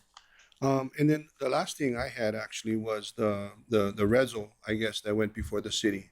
So my understanding was that there was some amendments to the RESO. Can you elaborate on any of that, or were the amendments or proposed amendments included and adopted, or Which resolution are you referring to? the FFGA? Oh, there were no amendments made to the FFGA. They wanted The to, RESO. but the resolution, because Corporation Council wanted to make it so clear that, Can you like elaborate for the board? I just happened to see it in one of the communications that came out. But can you kind of elaborate? Because I appreciated it, the amendments that were proposed, and I'm assuming were adopted. they were adopted. But if you can elaborate what, I guess in general, what they were, and Sure. In summary, it was to make it so clear that we are committed to getting to Ala Moana. And we're not, just because the full funding grant agreement truncates the scope at Kaka'ako, we are still committed. We have to. It's the locally preferred alternative to get to Ala Moana. So that's why CORE wanted to make that. They're the ones who recommended the language to the amendments. okay. Any questions from the committee? Nope. Sure, I just have Yep. one thing, I'm just wondering about the Dillingham stretch, where, contractor amended, the contract to provide, extra men, extra days, extra shifts, and that's evidently not happening. But my question is there an incentive of finishing the project earlier, or even is it even possible to beat the timeline and say we're ahead of the project date and we're turning it over 3 or 6 months ahead of time?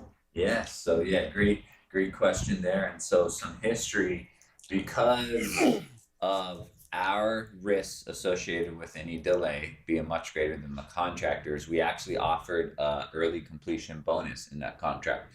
And I think it's $100,000 a day for every day they can complete early, with a max of 3 months. So I think a $10 million cap. And so if they finish any day early, they are eligible for that $100K a day. What Nan told us early on is that it's a 4-year job that we've signed for 38 months, and we're not even chasing that incentive. That's kind of changed the first year. Now we're talking about them potentially chasing that incentive, and we're trying to figure out a way, okay, if we outline a path to help you get there, where you work nicely with HMS, who just won the work that pulls the cables in your work zone. So we're now identifying a plan for them that's based off their cooperation with HMS that allows them to continue to chase that incentive and get it ultimately if they finish on time. Then they would be actually doubling their workforce, or if they met their requirement of their amendment of Yes. full agreement on the workforce that Yes. they're supposed to be providing. And the biggest component there is their completion right now. Their contract is dependent on HMS or the electrical work being complete too. So we need their cooperation to get HMS finished because they both have to be finished at the same time. And so that's why we're trying to rework that plan and incentive with them, because if they allowed HMS to utilize their work zone, share space friendly, which we know is impossible for contractors, that would help us, and we want to help them get there. So that's kind of our plan after year one. The whole first year was there's no way we're going to get it. We're not even chasing it. Now it's kind of a different tune is, hey, it's possible. I think we were all very, very pleased with the 2 bids we got for CCOR 4E. You know, given everything that's going on in the world, all the stuff that you mentioned, Michelle, with inflation, and a lot of constraints there, we were pleased to get 2 bids that fall in line with our estimate. And so I think Nan had to wait to see proof in the pudding that we could actually award that work, which we did. And now it's kind of like a new game here over the next 2.5 years to get there. Very good. Thank you. So we'll keep you in the loop as that progresses, certainly. All right. Thanks. Thank you. Thanks, Nick. Michelle? Yeah, the Pearl Hickam work that's getting done at the shipyard, you guys are coordinating with them, and I was wondering if you knew if they had put any defense contracting priorities on any of that work. There's 2 levels of priority, like DO and DX, and I was wondering if you guys knew if any of them fell under that or whether they were unrated contracts. Do not know that. Can find that out though. I mean, like, if you find that sure. out, I'm curious because, like, especially if they have priority, they basically help you prioritize, helps the contractor prioritize the marketplace, right? Which means that they're going to take stuff from you. I sit on the Military Affairs Committee, and I've had several briefings so far on the project, and they certainly have that authority, and they have talked openly about using it.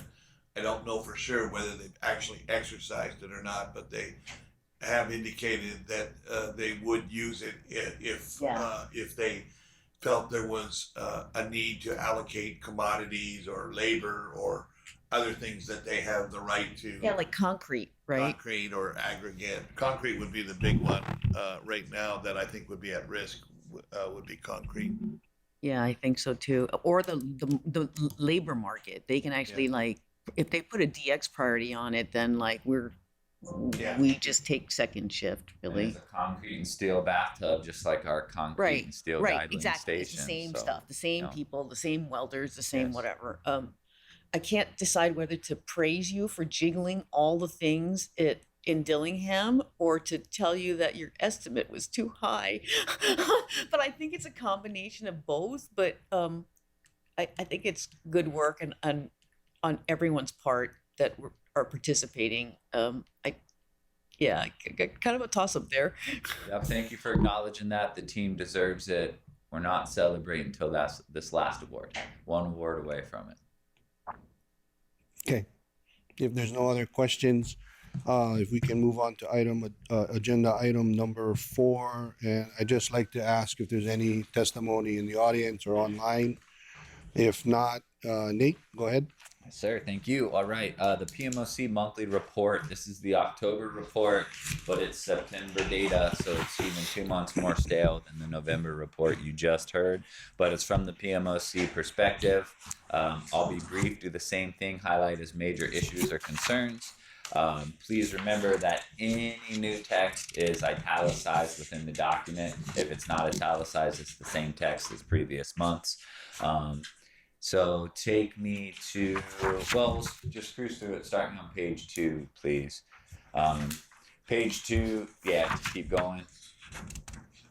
Page 3 is the executive summary. So that first paragraph always changes. That's what shows you what meetings and progress report the data is based off of, and then keep going through the map. On the next page there on 4, basically PMOC just pulls the tables out of our report and puts in the information in their report. Again, italicized text should show the recent progress. And now here on section 1.3, major issues or concerns, is what I will go through as I typically do, and then allow you guys to ask questions. First one's the FFGA environmental reeval. As we talked about, appreciate the board's approval of the FFGA and sending it to council with success there.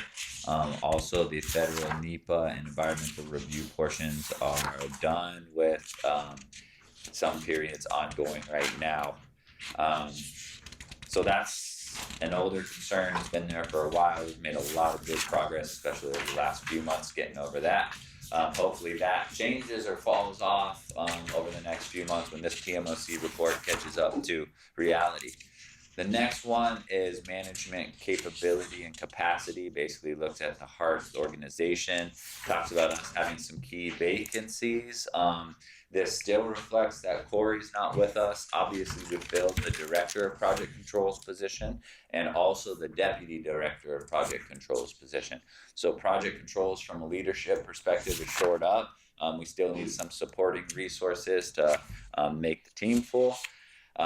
Status there, you can read it. The concern is that we're losing existing staff, and of course it takes everybody a long time to replace them. Talks about a total of approximately 45 part staff and embedded project management consultants. We continue to operate efficiently, although there are some concerns there with this vacancy. The next one, CCGS and CCUR construction progress. CCUR, we talked about in detail. That's the key indicator of the overall schedule for the program. So any day Dillingham slips is a day we eat of delay. So CCUR construction will probably always be here. Basically, what we're trying to do is get as much completion as possible over the next 7 months to show the bidders that we will be out of their way, and it's a different ballgame this time around. So that is the CCR team's initiatives. CCGS schedule, ongoing, expecting award here in summertime. And then, it looks like they've reduced their issues or concerns. So that's actually their brief update. I'm happy to answer any questions on the PMOC report. Members, questions? No questions? I just have one, I guess. Did I hear you correctly when you said that the PMOC takes the tables from our monthly report and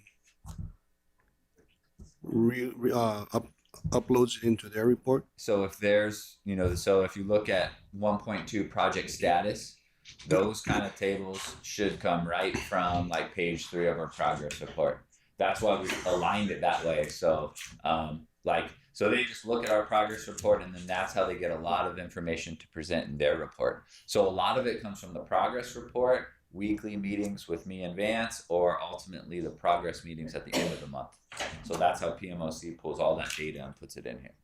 Wasn't it flipped before? Where the monthly report reflected what was in the PMOC report? No? I don't know. Okay. It could have been. Just checking. It could have been, yeah. Yes. So, yes, actually, so that's right. A few years ago, 3 years ago, I guess, when Lori came on board, our progress reports were actually 6 weeks behind instead of 2 weeks behind. Right. And so there was another month lag, and we looked at it, I think, because it caused a lot of confusion at these meetings because the data was so old. We looked at it and figured out a way to move up the process where it's only 2 weeks stale instead of 6 weeks.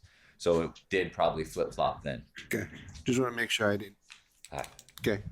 If there's no questions, I have no further questions. So that being the last agenda item, I will adjourn this meeting. Thank you.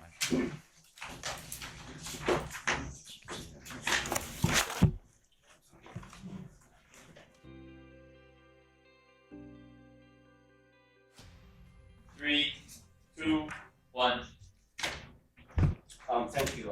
We're back. My name is Robert Yu. Sorry, turn on the mic.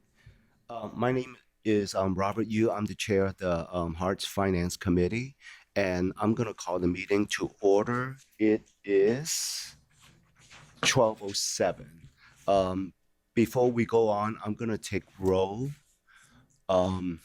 Vice Chair Edwin Young. Present. Kika Bukowski. Present. J. Roger Morton. Present. Michelle Chun Brun Grabber. Oh. Oh, okay. And Arthur Tolentino is excused, and we have a quorum. Before we go on with our only agenda item, which is the cash flow report, are there anyone in the public that wish to testify on the subject matter? Okay, hearing none, let's get on with the third agenda item, cash flow report. Richard, please. Thank you. All right, I just wanted to introduce Richard since he may be a new face to some. Richard and I actually go back to the project controls days. We hired Richard a couple months after I arrived on island here in 2018. Richard was our lead cost analyst in project controls for a long time, and actually the only other person that's gone from HDR to work for the city. So Richard followed that same process, I think a year later than I did. But Richard's background is finance, accounting, and so when we did that transition, Richard actually went to the city as the grant manager, and then now his growth path is to stepping in as deputy director of finance to fill that vacancy from Brent. So Richard and I are accustomed to what we're presenting here. Richard was actually the one in the background that's actually crunching these numbers and stuff, and then we would present it. So just wanted to give that quick prelude before Richard gets into this, and then I'll be supporting him as well. Okay. Thank you, Nate. Once again, Richard Oshiro, grants manager. I'm the acting deputy director. So I guess the first thing I'll do, I see the monthly's up. I'll go through the highlights of the changes from month to month, and then from that point we can go ahead and I'll field any questions that you feel are appropriate. I guess first off, we'll start at the top line from the revenue standpoint. We moved money from a November projection for the $93.75 million that was federal grant money. That got moved out into December. And since we're talking about it, I'm happy to report that the money did actually come in. So it did hit in the month of December. We got $30 million of flex funding from highway to, from HDOT to highway to FTA and then ultimately to HART. And then $63.75 million also settled in the month of December. There was a forecast. We had an adjustment for a GET-TAT of a 303. That was also to be assumed to have come in November, but the cash flow actually hit on December 1st. So it's reflected on this report. But the actual cash settlement was done in December, and we'll talk about that in the following month. And third-party revenue, there was $877,000 that was booked in the month of November. Other delta that happened on the revenue side, you guys spoke to it already. The FFGA is planned to be executed at the end of this month. And in doing so, while we did have it forecasted for January, it is now pushed out to be potentially drawn down as a 125 drawdown, 125 million in the month of February. And then also with regard to that, per the recovery plan and for the amended FFGA, the 250 that's left of the 375 that was supposed to hit in the federal fiscal year has also been pushed back from receipt of cash in July to receipt of cash in September, which would still fall inside of the fiscal federal year. I'll just go through the highlights of the construction area because Nate spoke to some of it in the progress.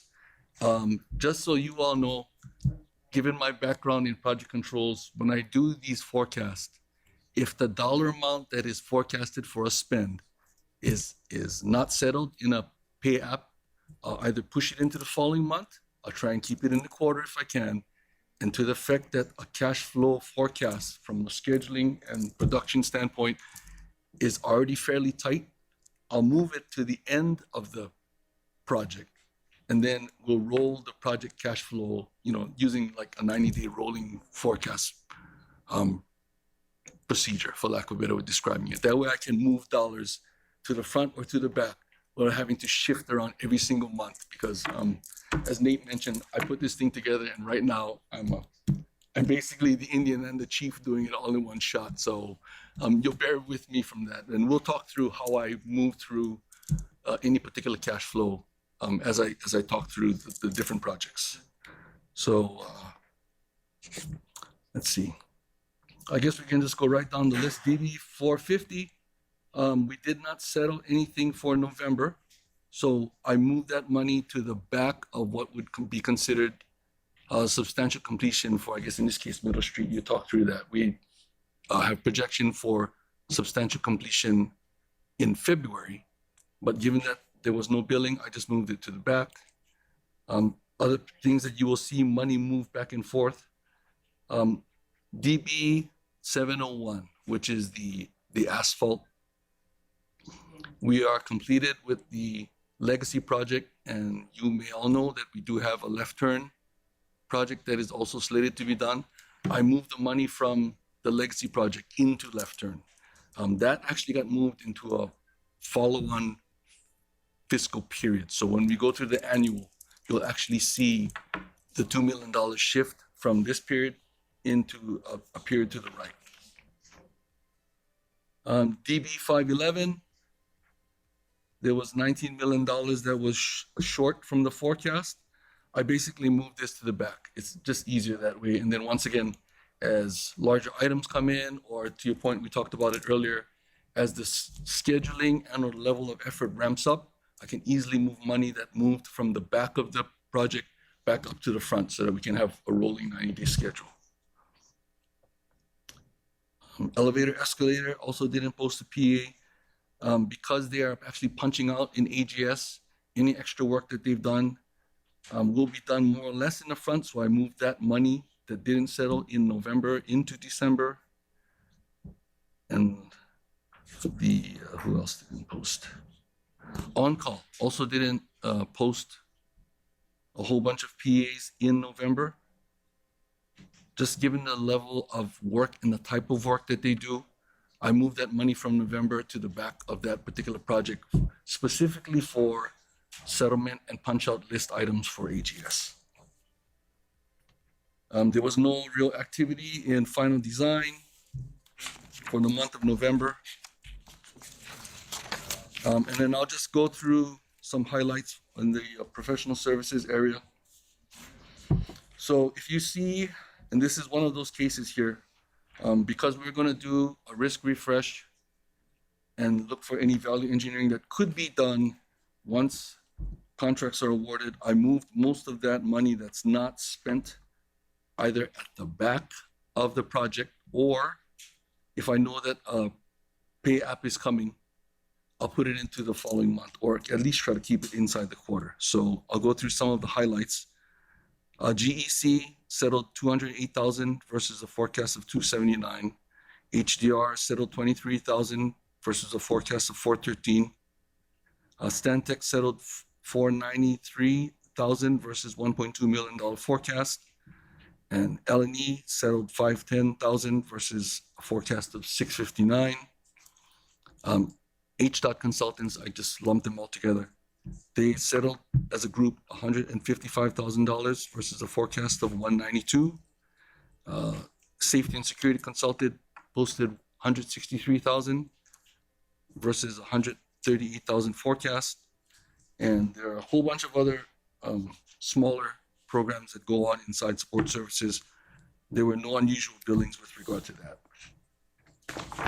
Moving on into utilities and real estate. TPAR Dudley posted $5.1 million in November versus a forecast of 2.1. That was for ongoing settlement for Takara.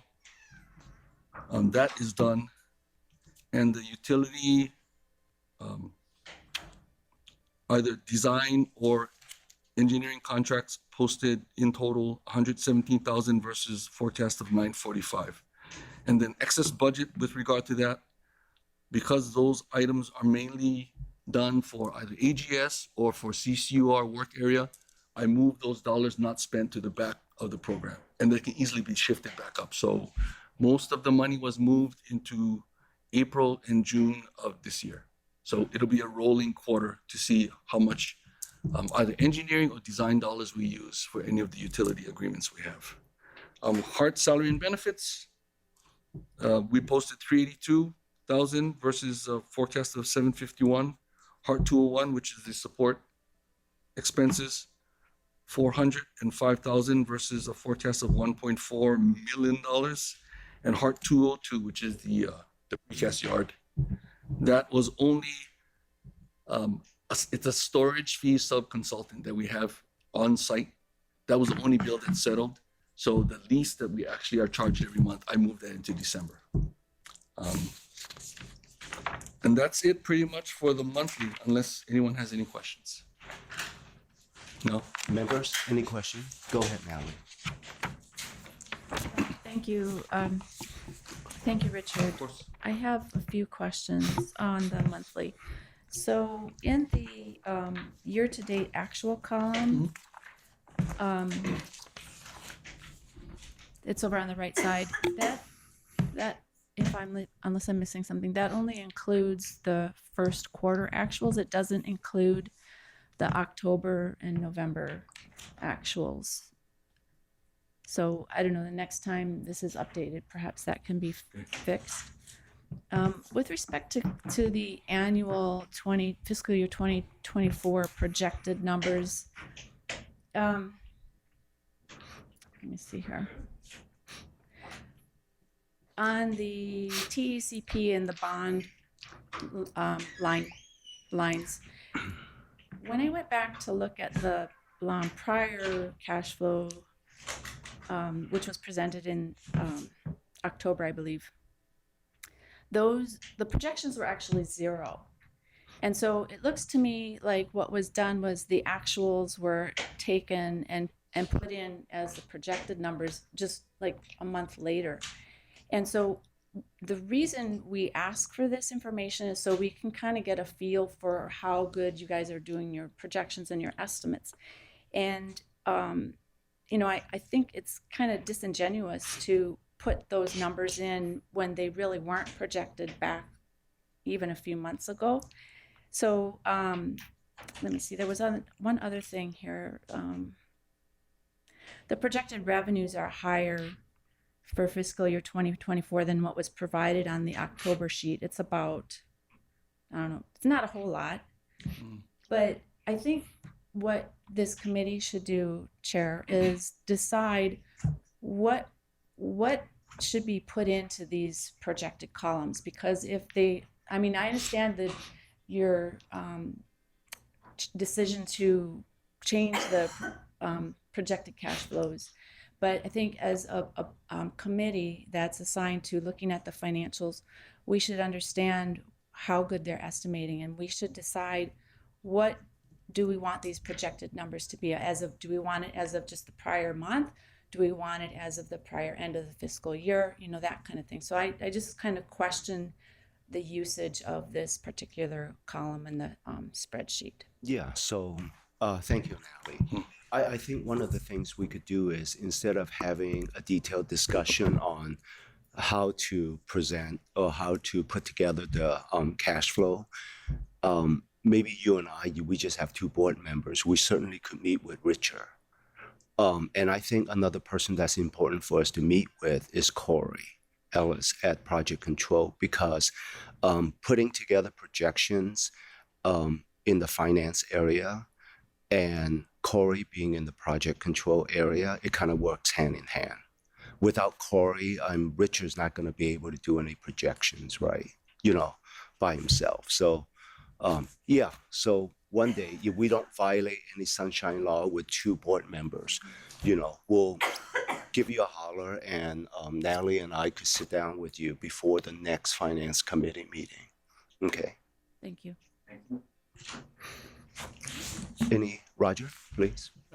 The projected total, that's an ongoing, almost organic thing, right? That every month they try to update that projected figure. To Natalie's question, you know, if we wanted to measure performance, then it would be against the budget, more so than against the projection. I would think, and you know, I think that's useful too, to see what the variance is between the budget and the current projection. At least that's from my point of view, and I'd love to hear your thought on that too. Yeah, no, I mean, that's absolutely right. So there's a couple of approaches and reasons why we want to look at actual versus budget, right? One reason, obviously, is to see how well it matches to what you project.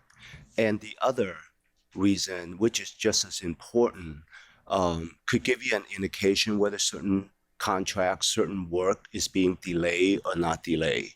And, you know, I mean, I'll let other members ask first, but if I look at the CCUR expenditures and what you projected, you know, I need for that to be tied out to what the testimony is, right? That is 100% on time, that, you know, NAN is even looking at the project being, you know, early and whatnot. So we could go through that. Any questions from, go ahead, Chair, please. Richard, I noticed on your monthly report, you of course don't have anything for December 2023. And what I'm curious about is that there was a recent article, and I think it was Carl Benham, UHERO, and then the Council on Revenue's projections, right? And the Council on Revenue's projections for GET for, I think it was till the end of the year, was substantially more than what they had expected. They had expected 1.3% growth, and it's at almost 5 point something percent. And then for the projection to 2024, it was basically, it seemed lower, but the amount was higher because the basis, of course, is 4.7% or something. So at what point, well, let me ask you this question first. Did you see an increase in the actual amounts that we received on GET or TAT? I have not seen a substantial increase. I think one of the issues that we have, particularly in these particular periods, like November, December, even October for that matter, is that because last year there was a cap in amount of cash that they could send us, I actually have to go back and read through memos and release remittals to say, well, here was the money that we should have sent you. By the way, we statutorily can only send X, but you receive the rest of it. So going forward, we'll be able to track stuff like that. So when you say that statutorily they're prevented from sending you, there's a cap. Correct. Can you tell me more about this cap? Sure. Or tell the people more about this cap? Yeah, the cap is legislatively set, so to speak. So if we do have more GET or TET come in, as an example, but they are regulated to send us only X, they can only send us up to that ceiling. So as an example, we got an adjustment in September for GET, TAT. I wrote it down here.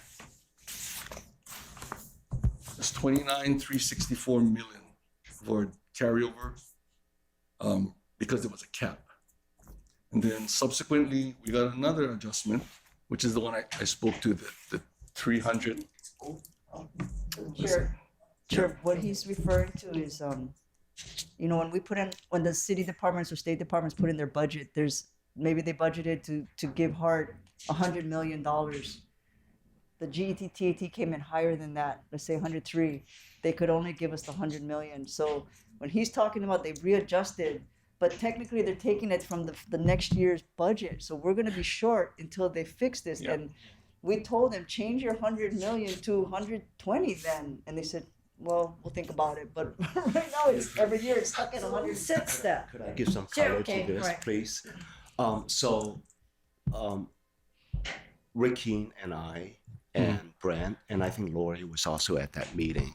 So what happened was, you know, when the governor submits the budget to the legislature, there's revenue ceilings, right? So what happened was, I guess the revenue ceiling for the amount of money that is going to be provided to HART, you know, for the GET, TAT, hasn't changed for, I don't know, 4 years. So when the collections come into the mass transit account, when it exceeds that revenue ceiling by law, as you know, Chair, they can't give to HART unless that amount is amended. So I work with Brent and Rick, and I'm not sure whether that's done or not. It's supposed to be a letter that's sent to the state director of finance for the director to make amendments to the revenue ceiling, and that should have been in the supplemental budget. This budget that's coming up. That's now. right, yes. And I also encouraged Brent when he was here that HART should actually submit either written testimony or to attend the hearing or the budget hearing that when that item comes up. So since Brent is not here, I'm not really sure where that's at. Well, it looks like Rick's coming up. Oh. So Yeah, okay. We did send that letter out requesting an increase. We haven't gotten confirmation whether that's actually gonna happen or not. We hope so. But we will follow if the hearings, if there is a hearing, we will submit testimony, but we did submit a formal request to have those increases. Oh, okay, good. So let me ask you this then. But eventually, do they catch up Yeah. with whatever's Yeah. owed? We're caught up now. They've corrected everything. It happened at the end of the year and it happened again at the end of the first fiscal quarter of this year, but we are now caught up. We don't want it to happen again at the end of the fiscal year. So that's why we're requesting that they make those changes. Can I get a summary for the short bus people? I'm like, There. so what you're saying is the law says we get a certain percent, No, there's a cap on the amount you get. but there's a cap on the amount that you get, which is kind of like that can be changed. So the amount that they really owe you is the percent, not the cap. The And they amount that fix they- that at some point. The surcharge that they owe us is set, and we get a report on that. The amount they actually funded to us, though, was limited by an internal budget cap. And then they've caught that up. So we're really gonna get more because everything went up. Well, it just affects the timing of when we get it. Robert, drawing on your experience with BNF, is that the same process they would do for the county's gas tax?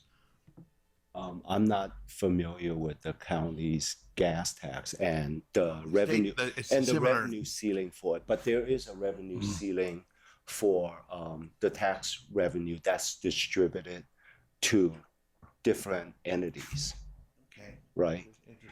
But that's set by what, BNF? Well, it could be set by BNF or it could set by request of HART to BNF, right? But it's not set in law. Well, the thing is, BNF doesn't really know how much money you guys gonna get, right? Okay, so just give you an example. Back when we did Act One, Right. we also had to do a revenue ceiling, right? So we could start getting the money. What the former budget director and I did was we put in the budget ceiling at $1 billion. So we know that the GET and TAT will not go That over was that Wes. amount. Yes. That was yes. Wes I didn't want Machida. to use names. Yes. Our friend, Edmund. Yes. Right. So, you know, you could put the revenue ceiling at $600 million. The state is not going to lose any money because HART is eligible to get the amount that you are entitled to under Act One. No more, no less, right? The revenue ceiling's purpose is just to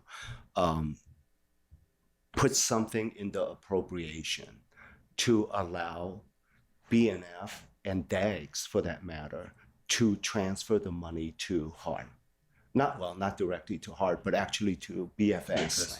And from BFS, it goes to Hart, right? So yeah, it's a procedural thing. Hart is not going to lose any money because of this. Rick's right. It's just a timing. And the timing has to do with the last quarter, more So so you than can't- anything else. Even though the tax could run for longer based on projections, you can't ever get more than they promised you. Even though the time frame could potentially Well, the go tax doesn't longer. run forever for Hart. It expires December 2030. Right, but like when you're saying I have a fixed amount I can get, but the revenue's coming in faster, it means I'm going to get paid up to that amount earlier. It doesn't mean that once I get paid that amount, I can't just keep going until December 31, right? Can I keep going and get extra? Can I get more margin or not? I think what you're saying, it's not that it stops. They just can't have a cap and then they catch up with whatever is owed. So the amount that's owed under Act One, because that's what we're talking about, is owed under Act One. It's just a matter of to when we get it. So what triggered my question is the fact that the original GET projections for this time period was low because they thought they were concerned about inflation and all these other things. And then it turns out that we far exceeded what we thought we were going to be stuck by. So I was interested in, okay, how much did you get? And then how much are we waiting on? But then it's this, I didn't expect the ceiling to play at this stage, but the ceiling's playing at this stage. It means we're probably getting a lot more money than Yeah, if what I we thought. recall correctly, the ceiling that's in the appropriation of the budget document is $365 million, right? So any collection that Hart is eligible to receive beyond that 365 within that fiscal year, BNF would not be able to issue an amount to Hart because it's beyond the appropriation. So at the beginning of the following fiscal year, it restarts, right? So whatever we were owed back in June would be paid in the July quarter, right? But then you would have the same issue at the end of In fact, it could that compound. fiscal year. Yeah, it just compounds. You'll So get hopefully the they'll money. get it fixed. Yeah, I mean, we're not being gypped out of anything. That's why It's they- really- But we could get them to raise the revenue budget line, right? Well, And that's what we've requested them to do. They requested, and I would highly recommend for Joey as the government relations director to just follow whether there's any legislation or whatever that needs to. I will remind him of that. We have talked about that before, but I'll remind him. Yeah. So that's going to affect, for example, that's why though Act One ends December 31st, 2030, we're anticipating income coming in because of the way it's calculated and so forth into the first quarter of 2031, even Yeah. if there's no revenue supposedly coming in. It's really what's owed to us at the end of 2030. Right. Yeah. Typically, would it's be- on a lag. Right, it's on a We're lag, right. We're on actually a 4-month lag, a 1-quarter lag. So in the first quarter of calendar 2031, we will receive, in effect, the September, October, November of 2030 payments. And in the second quarter of calendar 31, we will get the final December payment. So in our forecast, if you look out, we do have funding coming in from that for 4 months of 2031, even though it expires in 2030. It's all a timing pattern. So at the end of end of December of last year, how much should we have gotten that we couldn't get because of the ceiling, or next year? I guess this December, fiscal. we were caught up. So I guess so. It's this fiscal, right? Yes. Yes. Right. So how much were we short? Well, let's go back since we know that's the firm number. So at the end of the last fiscal year, which would be June 30th, right? We were short. I mean, they shorted. They shorted us. Yeah. How much did they short you? They shorted us in two. They shorted us around $21 million. Yeah. And that was GT. It actually shows up here as key AT. I don't know if they made a distinction necessarily between which bucket it came out of. Okay. Yeah. So then that's what we're looking. So my question now is, with the projections of council and revenues, and I'm sure you watched that, Rick, that just came out. They're through the ceiling from what we expected. What do we anticipate to be the amount that Hart would receive if that projection continues through the year? Do you have any idea? I haven't looked at that in terms of the month 3 sub forecast. I will do that, but I haven't looked at that yet. Yeah, it's a sizable amount. It's from 1.3 to 5 point something. Yeah. And I think part of it is actuals. So we should see what that is. And then it lowered the weird part is it lowers the next fiscal, but only because the base is higher. But it's still high. It's like 4.7 from 5 point something. So it's still a sizable amount of money. So if you can look at that, because I think it affects a lot. Because if you look at this projection, or if you look at the yearly projection, you have a surplus at the end according to this, and I think you did this, Richard, right? We're gonna have cash summary at fiscal year 2031, ending cash balance of $608 million. That's our ending cash balance at the end of fiscal year 2031, or projected fiscal year 2031. So with that amount of money and with the recent projection, which is sizable, I'm trying to figure out exactly for my friend Anthony here. So what is that amount? I'm only realistically looking, because Okay, I have done some work on that. Yeah. And can we get together later and talk about it? I right, can please, share that. because you tend to be more conservative than me, of course, on these projections, but I think that even with these numbers, that's a sizable amount of ending cash balance. Thank you, Chair. Thank you, Chair. Edwin? Robert, just a bit of understanding. What role does the supplemental budget allocation play in the catch-up portion of the taxes? Well, the state has a biennium budget, right? So, so this year's legislative session is the supplemental budget portion of the biennium budget. So, you could make changes to the Right. budget. Yeah, that's basically what it is. So for the catch-up, is that primarily driven by the supplemental budget or by management requests for additional No, funds? It just, I don't know what the revenue ceiling is in the supplemental budget for the mass transit fund. And that's why we need to find out, right, from the director of I think finance. we have that, but I don't recall what it is. Yeah, right. So just based on that, then you would have to, they already wrote a letter to increase it. Then you would have to make sure that is done. And you know what? If it's not done in this session, then do it the next session. I mean, we're not going to lose the money. No, we're not going to. But Right. the news and, of course, the economic projections were for Yeah, I mean, deficit. So they've been focusing on the Maui situation. well, the thing is, it doesn't cost the state any money. This is not an expense to the state. We'll get it. It is a timing thing. Yeah. Okay. Members, any other questions, Roger? Richard, just a little way to go. My staff loves working with you.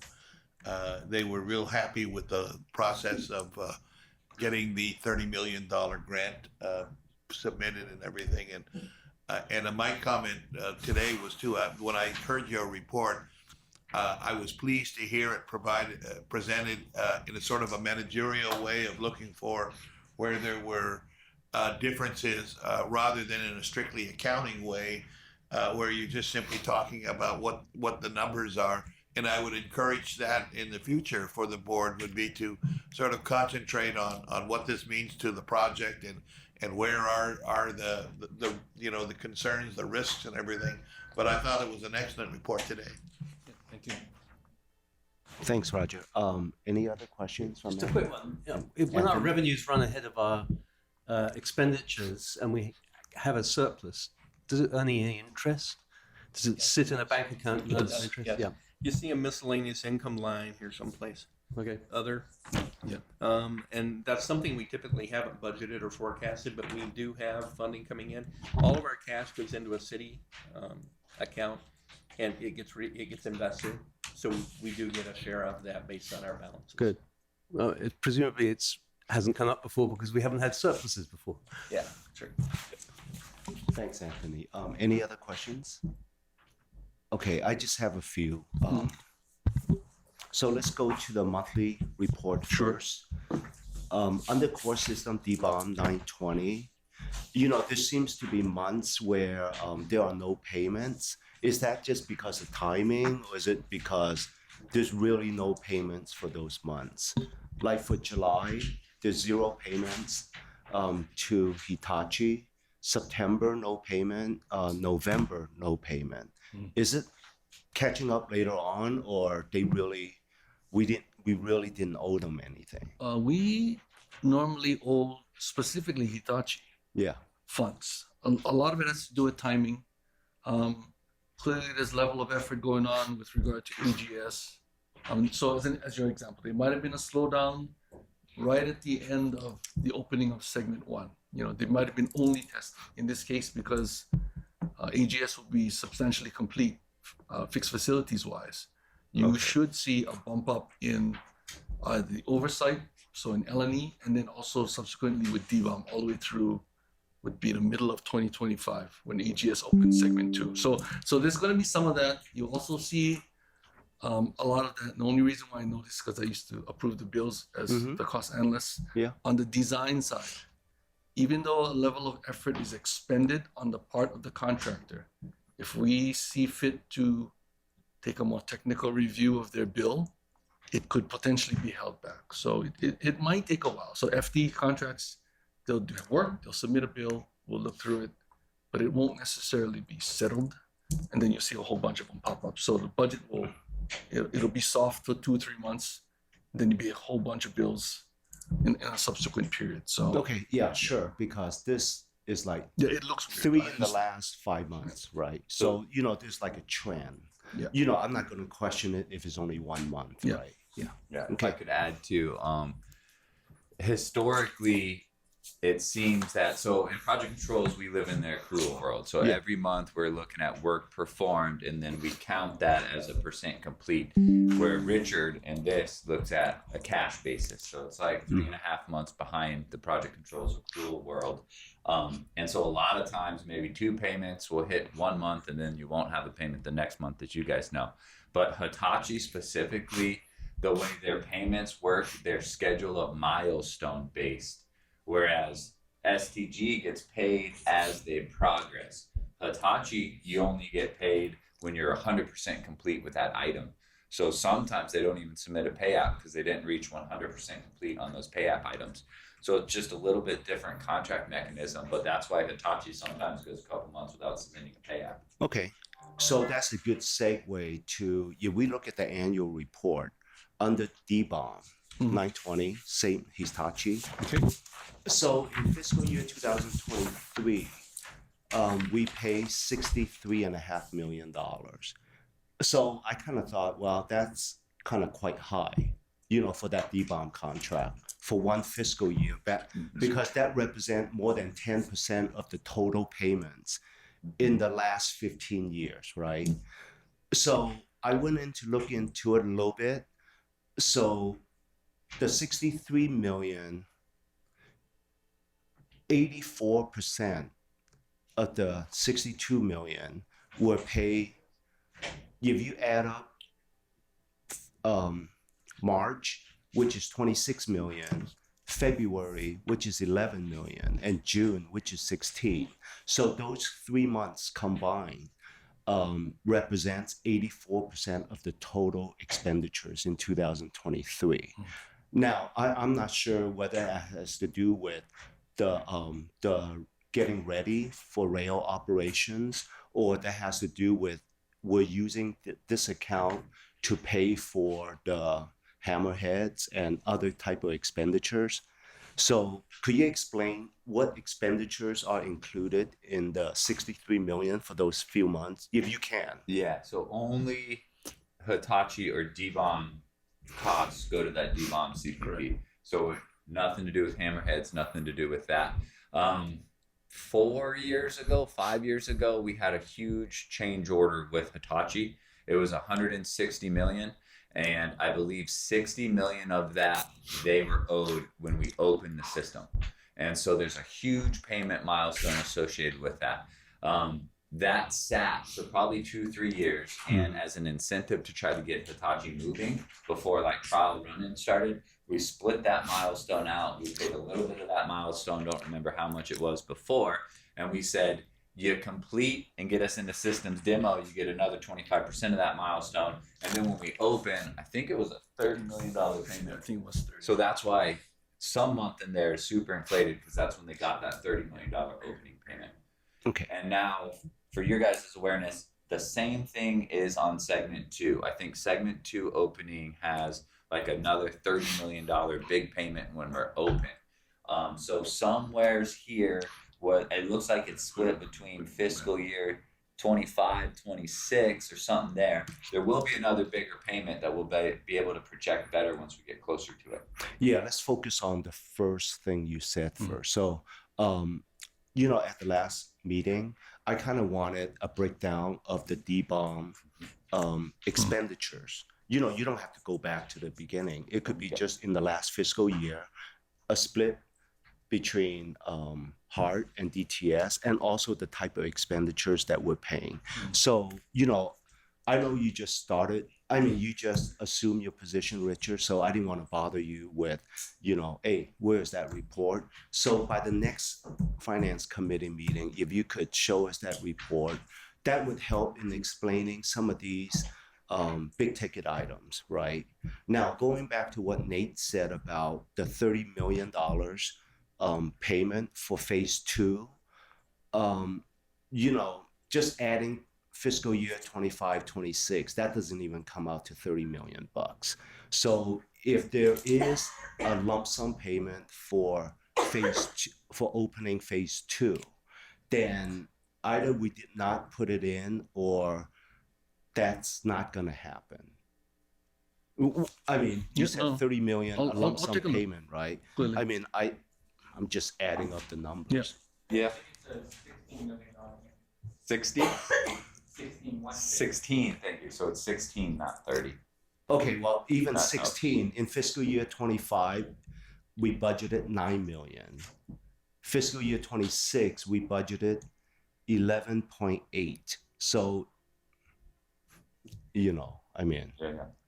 But anyway, if you could get back Sure. to us on, whether these numbers that you're projecting, with the condition that what Nate just described is reasonable. So just one last thing about DBOM. In the monthly progress report, the contract value is really 787 million on page 16.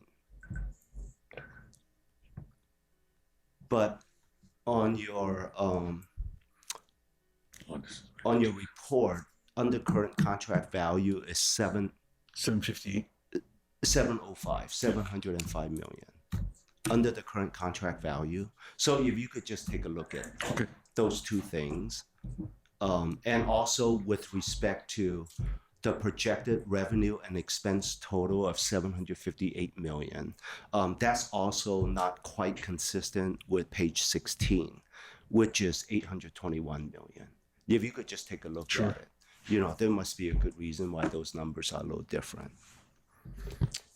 Okay, so the other big contract is CCUR from a financial standpoint, not so much the monthly progress. So I'm looking at the monthly payments for CCUR. Going back to March of 2023, financial, it seems like the payout for CCUR is consistently less than budgeted or projected. So for example, for the quarter ended September 2023, our budget was 42.7 million, but we pay out 32.5. For the quarter ended December 2023, just ended. Now, December is a projection, but the total payout that we're projecting is 38.7 million compared to a budget of 57.6. And our annual fiscal year 2024 projected payment is 186 million compared to 230.6 million. That was just presented at the last cash flow report. So, and that's the reason why I asked all those questions about being on time, you know, with CCUR. We are consistently paying less than what we project. And I'm guessing we're projecting using the earned value, right? You know, that kind of, you know, from this early in the project, that kind of, at least for me, caused a little concern that either work is not being done at the time that we expected, or is really cheaper than what we expect the project to be. And that's why I asked about the 4 crew members instead of 9. But then you mentioned it's a fixed price contract. If it is, the labor cost wouldn't really make any difference in the monthly payments, right? So maybe it's a more comprehensive question. You know, you could answer it the next time or whatnot instead of, you know, guessing. Okay, not a problem. That's kind of. And Natalie, go ahead. Yeah, thank you. I have a couple questions on the annual cash flow and kind of in a similar vein. On the CCGS, the total projected through 2031 is only 1.3 billion, but in the recovery plan it's more than 1.5 billion. So I'm just wondering why there's, you know, that difference. No, I think it's 1.3 billion. It's been 1.3 billion. In the recovery plan, we attached, I think, the Tri-Unity report, who validated CCGS, but they validated the full scope. So maybe that is what we're looking at. I'm trying to remember what that number was. I think it was right around 1.5. But as an attachment to that, Tri-Unity validated that number, so that might be where it's coming from. But CCGS has been that same estimate in the recovery plan. Okay. Then on the Kamehameha Highway Stations group, so this is just kind of so I understand what's happening with the design and the actual work. On the under the final design, we have payouts going into. So this is FD 340. We have payouts going into fiscal year 26, 27, and 28. So this is design. And yet up in the guideway stations work, the payments end in fiscal year 27. So from an intuitive standpoint, it doesn't quite make sense to me. Why would we have design coming after the construction? So there's two things. If in certain work areas, we have additional work for. Okay, so you mentioned was it Pearl Island? 371. So DBB 371. 371. Yeah. Kamehameha Highway Stations Group. Right. So you can see in fiscal year 26 and 7, there's program construction costs in, and then the FD 340 you mentioned are designed. That's the design portion for that construction work. So it's design during construction, Natalie, because I've asked that myself too. Why would design be after construction, but they still have to do the as-built and finish up the documents? So that's why just slightly a little bit after the construction is finished. Correct. Thank That's you. the most painful part of a contract, is closing out those as-built and getting it done. We are looking to lump those together for ease for the reader. Like just put those together and include those as construction costs rather than. So we could reconcile it that way, but yeah, that's what it's for. Good. Okay, yeah, I did. Thanks. That makes sense. But to call it design just doesn't seem to fit. So however you want to work it, but making sure that the contract still fits in whatever the wording is in the contract with the projections here. Thank you. Yes, thank you. Thank you, Chair. Thanks, Natalie. Any other questions from members? Oh, okay, go ahead, I'm Natalie. sorry, I had one other follow-up question. So we do have on these cash flows the payouts of the estimated principal payments and estimated interest payments. And at the October Finance Committee meeting, we had requested the updated bond and principal and interest schedule that was done with the bank. So just a follow-up if we could get that for the next time. Rick sent that to you in an email. Oh, then it's my mistake, and I will check it. Yeah. Thank you. Okay, if there's no other questions, this is the last agenda item, and I want to ask the public whether there's any public testimony related to this item. Hearing none, the meeting is adjourned. Thank you. 1 o'clock.